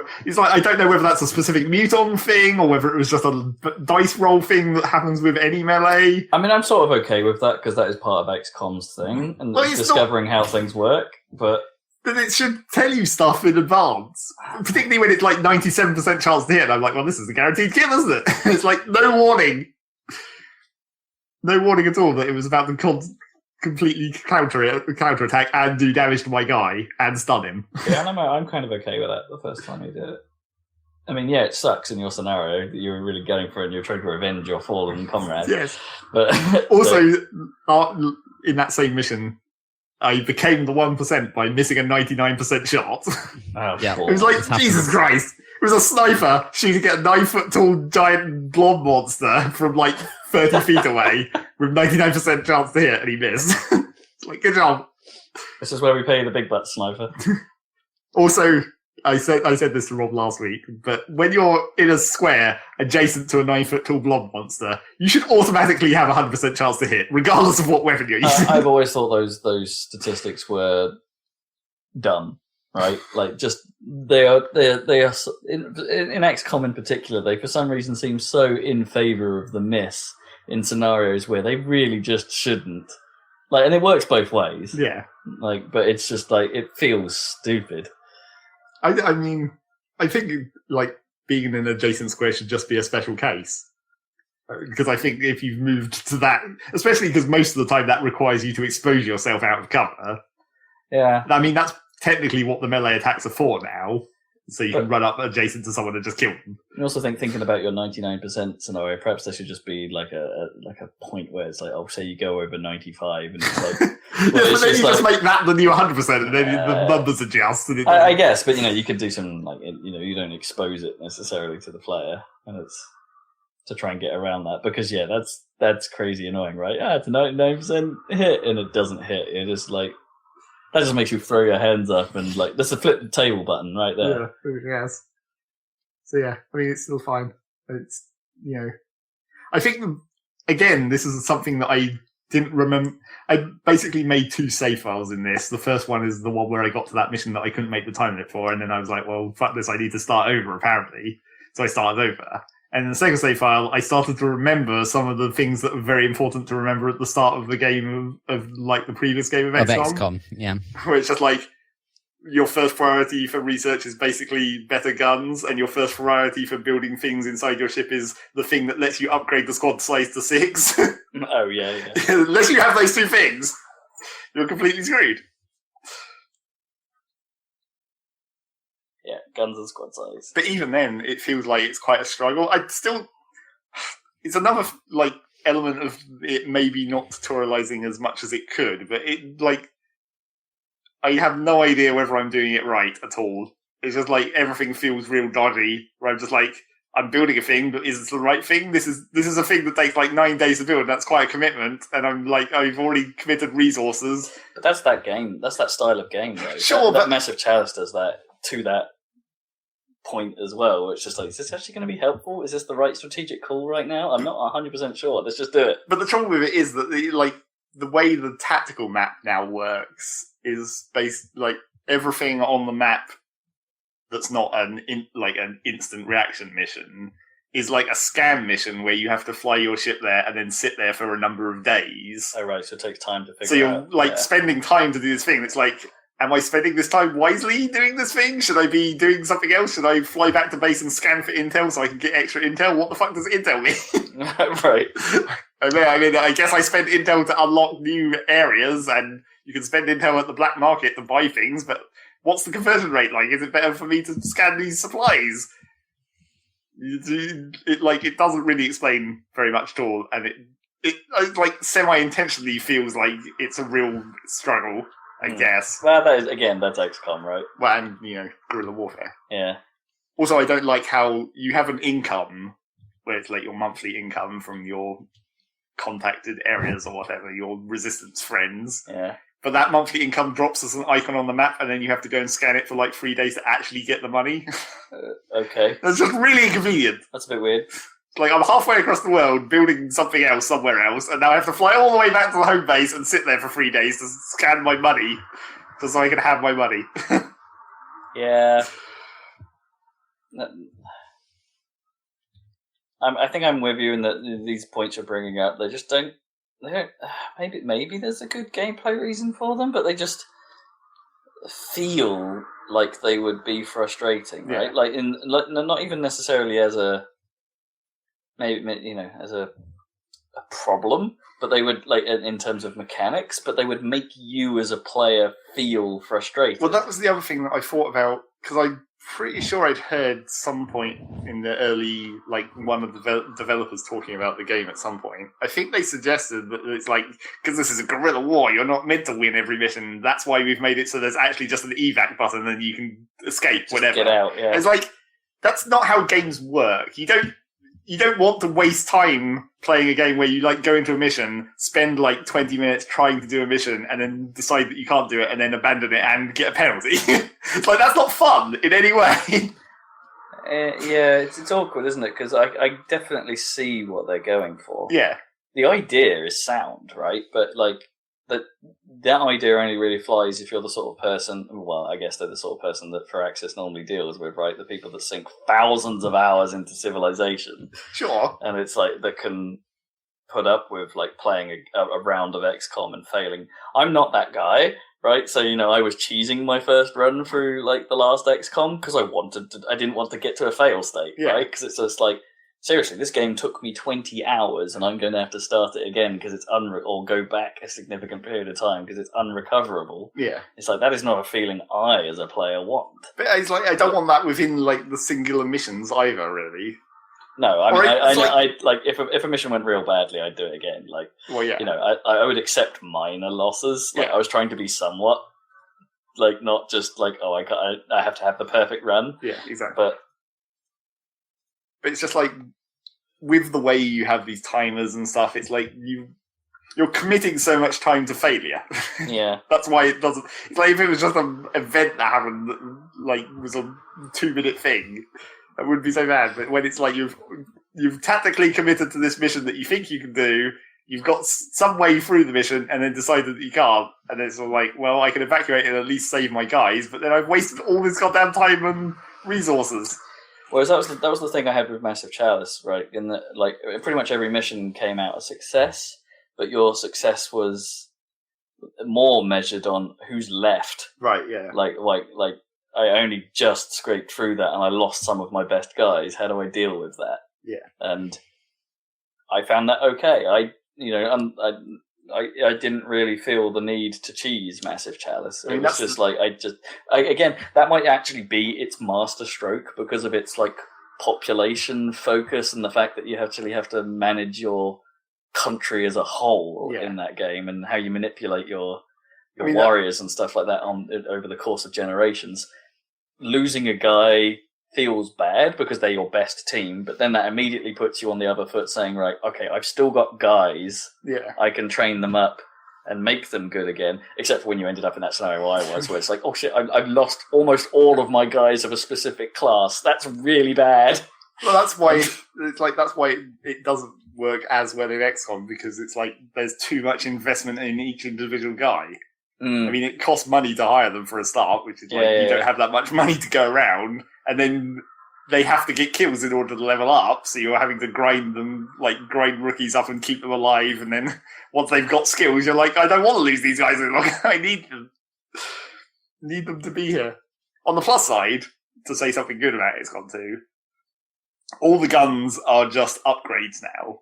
You just do the research, spend the resources, and then everyone just gets the upgraded gun. Right, so within a class, presumably. Assault rifle and sniper rifle are separate and all that kind of stuff. Gotcha. So it's just a one-off thing. Yeah, so you don't have to buy. So you don't have to build individual guns. Yeah, okay, that's better. And then there's also the guns have attachments now, which sometimes drop off enemies, so you can attach various things to them to make them more interesting. So that's why they dropped the individual gun idea, because they wanted to bring it back in as attachments. Yeah, gotcha. So basically, when you make an attachment to a gun, it's permanent, and so that gun becomes that gun. Right. So you can trade that between the different people. Gotcha. But on the plus side of that, the attachments don't get removed when you upgrade the base gun. So I see, even though they're permanent attachments, like Yeah, you can't remove them or replace them without losing the other one. But no subsequent. If the base gun upgrades, you still get to keep the attached version. No subsequent upgrade is going to screw up the mod you applied. Effectively. So that's nice. Yeah, that is nice. And you can make the guns have cool colours and patterns to make you so you know what guns what. You know what? I think I would have been okay with it if they had literally just turned around and said, "No, all those attachments you've got, they're worthless." I think I would have been okay with that as well. Actually, yeah, because that would have added. Suddenly, that adds a new challenge. It's like, right, I missed those attachments. Well, they could have need to re-earn. I'm going to need to modify them. They could have potentially adjusted the drop rate on the attachments to counteract that if they wanted to do it that way. Maybe, yeah. So yeah, I would have been kind of okay with it either way. But it's nice that it's friendly anyway. I haven't really messed around with too much of the customization. I've only made the guns different colours for what attachments they have. That's all. I haven't messed around with the character customization. You haven't tried to make a Wario. No. Although it is pretty nice, there's an option you can turn on in the option menu that makes it so that if there's voice files for the language in the databank, it plays the right language for their nationality, which is completely dumb from the concept of like the game and a military command structure where they just randomly are talking German for no apparent reason. But It's cool. No, I like that. It's like. Because they sort of did that, didn't they, with the last one, where they would occasionally have an accent. No, I don't think that was specific to it probably wasn't specific. That was just like one of the voice banks. Yeah. So I've always thought that would have been a cool idea that they went through, and it's like, well, okay, like actually this is an easier solution in terms of resourcing, I guess, to just make them speak their language version. Well, especially when you already have those languages because you've localized it for Europe. Yeah. I've had several Italians for some reason. I seem to keep getting Italians in my squad. Does it help that you know what they're saying, or is it just like the flavor text really. like from the first? Once you know, like, what the triggers for the specific voice samples are, you sort of can tell what it is in any language. Okay, sure. When someone says they're low on ammo, you can fairly easily work that out that is in any language. Ammo, por favor. Yep.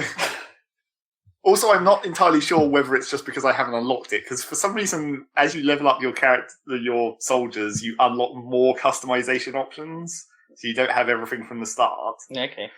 But so I went into the voice list and looked at all the different languages there were there, and I don't think I've unlocked it yet, but I think there might be English accents for like Irish and Scottish, because I definitely had an Irish person who sounded Irish, but it wasn't in the list, and it wasn't one of the generic English ones. I tried all the different English ones, and they're all proper English style. So I'm like, maybe I haven't unlocked it yet. Maybe I haven't unlocked the ability to make someone specifically Irish for myself, but I've definitely had them. Interesting.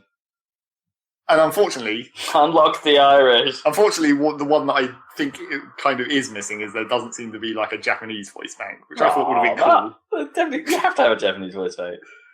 Because I happen to have a Japanese sniper. Oh, man. He was cool. That's one of the coolest. He had like glasses, and I was like, oh, that's a really cool sniper. I'm not even going to change him. He just has glasses.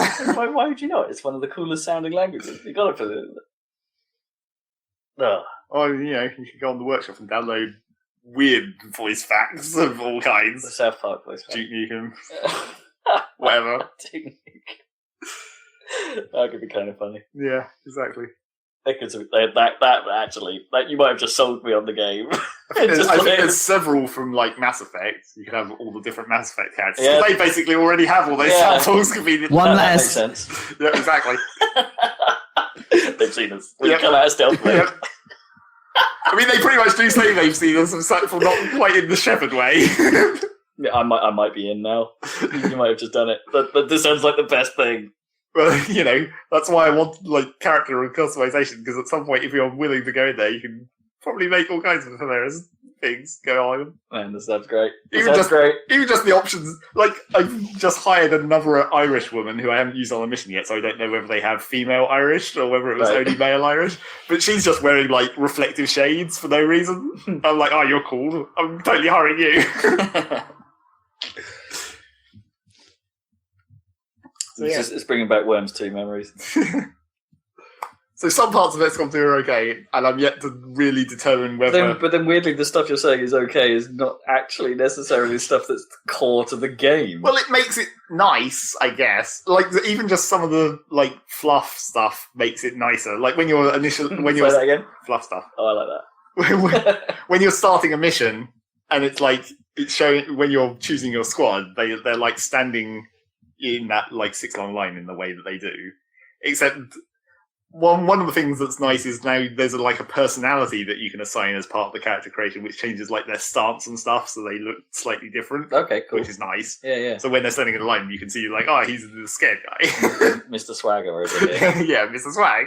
And then like, so they're all standing there, and then like when you commit to the mission, they turn and walk into the Avenger, and the lift goes up, and it's like, that's kind of cool. Yeah. And then like the loading screen is just like the interior shot of the the infamous loading screen. Yeah, the hella long loading screen if you have was it press caps lock to carry on or whatever it was? Yep, that weird is that still a bug? I don't know, I haven't tried it. You just not it's not been too long. Okay. It's fairly long, but it's not exceptionally long. But yeah, it's like an interior view of the Avenger with like a hologram which shows you the mission, and your guy's sitting there. And then like when it's finished loading, the red lights come on to let you know that you're in the combat zone or whatever. That's just cool. And like when you're ending the mission, if your guys are injured, they walk out of the Avenger and they're like sag to the floor. And it's like, that's neat. Just cool little animations. So yeah, I bet me was going to ask like, so do you feel like this game has had more or less effort put into it than the last one, given that it's got all these bugs, that it sounds like it's got more bugs than it had in the first place? Well, the trouble with it is that like, I haven't got far enough in it, I think. It's like, I'm not sure. I think it might still be the same problem that the last game had of there being like quite a hump at the start, where it's like, if you can get through the difficulties, you might get into more of a rhythm. Yeah. And I'm not sure I've got to that point yet. That's a very XCOM thing, again. But the other, like, the problem with that is that I'm not sure I'll be able to tell when I have, because I don't know the structure of the game. I don't know what like the progression points are. So it's like the aliens are building their secret project or whatever. That's the end game thing. Yeah. The Doomsday Clock, whatever it is. Yes, that's still there, and it's like it's going up, and then I'm doing missions and it's going down, and that sort of thing. But I don't, and like I have these other missions where it's like you have to hack an Advent officer to access the alien network, and you have to like hack a weird like codex that's like a physical computer and you steal its brain or something. It's like you have these side, like what seem like side objectives that are tied into the story, and I'm like, I don't know if I'm going through these fast enough or not fast enough. I don't know what the like how fast I'm meant to be getting to these things, because if it works like the previous game, those are basically triggers to make more advanced aliens appear. That was basically how it worked in the previous game, where it's like if you never did the main storyline missions, it only very slowly started introducing the hardier types of enemies, like the mutons and stuff. So, like, I only started seeing mutons after this story mission that I did, where it's like, go to the alien secret facility and that was always the, like, you know, don't attack the alien base too early or something on the last game, because if you do, then you suddenly unlock a whole heap more pain. Yeah, exactly. So it's like I don't have a handle on, in this game, I don't have a handle on the way the progression works, so I don't know whether I'm doing it too fast or not fast enough. It's like, should I be fighting these mutons with these only level 1 upgraded guns and no armor? I don't really know. So we'll see, I guess, if I keep... I guess you'll find out, because, I mean, last time you played quite a few runs of XCOM. Well, I played a couple, yeah. How does it control on mouse and keyboard this time? Because, you know, the reason why we went for controller was because, like, elevation control was better, wasn't it? And well, yeah. I mean, it seems to work fine. Doesn't seem to have too much trouble locking onto the right tile or anything. Okay. I can't remember if I played with mouse and keyboard on PC or if I used my gamepad. Did you remember your guys saying much during the battles? Because they wouldn't talk if you used mouse and keyboard for some reason, but if you used a controller, then you'd get the I think they chatter. said stuff. Yeah. And you were probably using controller. Yeah, maybe. That was a weird ass bug, yeah. If it was a bug, who knows? Well, yeah. But yeah, it seems to work. It's like, I've only had the one problem with, which maybe isn't even a mouse and keyboard type thing, is that actually what it is an iconography thing, is when you're standing next to a door, it puts like an icon on the door that tells you that you can press a button to open it. But the iconography is like, which mouse button is that telling me to push? I'm not even sure. Is that a picture of a mouse? Well, it's a picture of a mouse, and it's like, one of these buttons is highlighted, but which one is it? Is it the left mouse button? Is it the right mouse button? Is it the middle mouse button? I don't know. And I always get it Is it wrong. the left mouse button on a left-handed mouse? I always get it wrong. And the trouble is, if you get it wrong, it's like you start moving. Oh, crap. It's like, oh, I've just wasted my turn. I tried to open that door, but I moved one more square by accident. That sucks. But luckily, that's why, crit saves for that. I'll avoid if Iron it's Man not what you for- it's not what you intended, that bothers me as well on games like that, where it's like if that's actually not what you intended to do, and it's like no.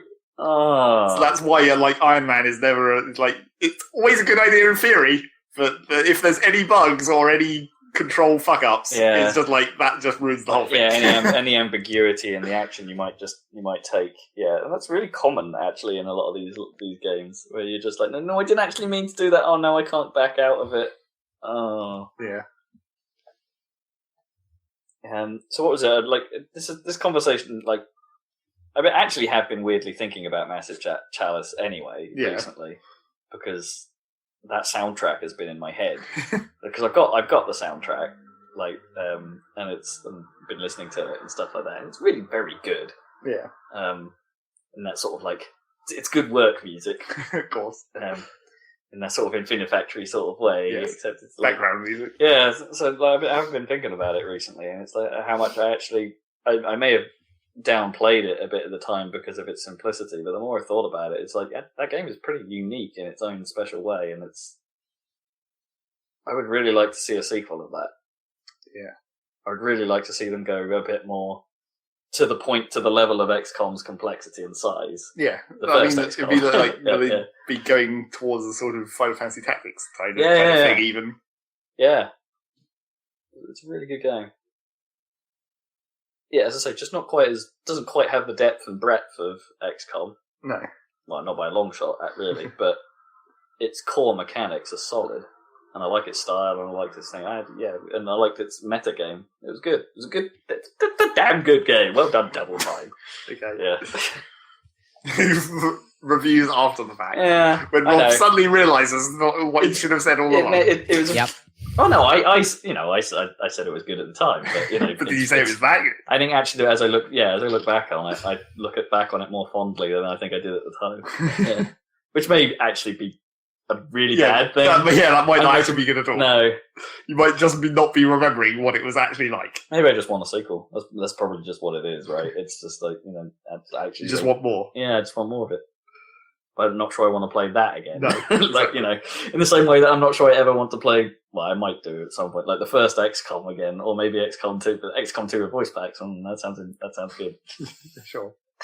Something that becomes entertaining, and maybe the entertainment will get me over the cheesing and the bugs, and I wouldn't mind it so much if it's funny.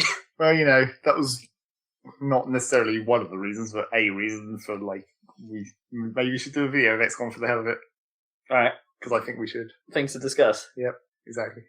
Plans, Speaking of videos, because this podcast is coming to an end. It certainly is. You may as well do a video update while we're here, because apparently we just do that at the end of podcasts. Yeah, you got to advertise. I got the Coin Crypt video rendered today, so there's a good chance that will go up soon. Yep, before the podcast, or the same time as the podcast. Maybe if I can tear myself away from actually playing games tomorrow. Yeah, exactly. Because got most of a day to actually play games. Yep. That's great. Get back into Rocket League. Well, yeah. There you go, that ruins progression, I guess. We'll play Rocket League. Always play Rocket League. Yeah, we'll always play Rocket League.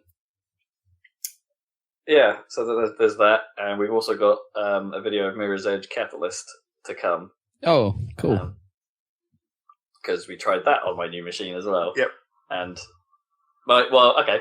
I might as well talk about that a little bit. I didn't play it, but I saw Zach playing it, and it's like that's a good-looking game. Like Frostbite can't really. I think Frostbite can't really do any wrong. No, it's like I think stylistically, it's perhaps not as cool as the first game. Yes. It's not quite... now they've updated the graphics. Everything just looks like actual buildings. Yeah, it looks a little bit too real now. Like there's something about the clean cutness and the weird starkness of the original because we can't be bothered to put extra assets in this world. Yeah. Well, probably for performance reasons. Yep. Exactly. Somehow now that it looks more realistic, it somehow looks less stylish. But in principle, it looked alright. I actually thought the combat looked okay. Yeah, I mean, it's Maybe not... in those simple enemies, I guess. Well, yeah, I guess. Once you get to the guys who could actually stun you, it's maybe not as fun. Yeah. Because they have a lot of hit points as well. They take a lot of fucking hits. I did see some stuff like I was watching a review of it, and they were complaining about the forced combat scenarios being like, yeah, this game shouldn't have these. It's really bad. And then the bit of video they showed was just then, well, actually, it might be that you're really bad at this. Yes, like exactly. not really dodging around people and doing nothing but to try to kick them in the face. And then obviously they retaliate when you try and do that. And it's like, yeah, maybe you weren't actually using all the skills at your disposal here. Even though it's really weird to use the skills. It's Yeah. like, I just have to turn around a minute so I can run up this wall so I can hit you a bit better. Yeah, that game seems all right. I'm not sure I'd want to necessarily get involved in any of the side stuff. That didn't seem too appealing. The running from the cops bit seemed a bit. But I did do that real badly. Yeah, which didn't help. Maybe, but it should. Yeah, the route around you didn't seem that helpful. I should have just gone to one of the safe houses. That would have been well easier. I just don't like doing that because it seems real cheap. Yeah. It's just like you walk into this fairly open room and you just lose all the cops. Isn't that sort of the GTA thing? Like, that you kind of have to use, and sometimes, like, you know, it's just like, I'm just going to go home. It's the best way to escape the cops. Just go home. Just go home. Go and sleep for a while. Just go to the brothel in Red Dead or whatever, and then problem solved. Yes. So yeah, it's video of that at some point. Check that out. And join us again in a couple of weeks for another Saladcast. Yoo-hoo! Catch you with that. It's still got incredibly hot here, even though the windows are open. You know what? It's not as bad as I thought it was going to be. It's sometimes really, really bad. Yeah, I mean, it's not as bad. It still did get significantly warmer, though, which is annoying. Yeah, it has to heated up. Heated? And heated. Hotted. It's hotted it up. We are embroiled. Yeah, exactly. Embroiled in the end of this podcast. See you guys. Bye. Hit that button.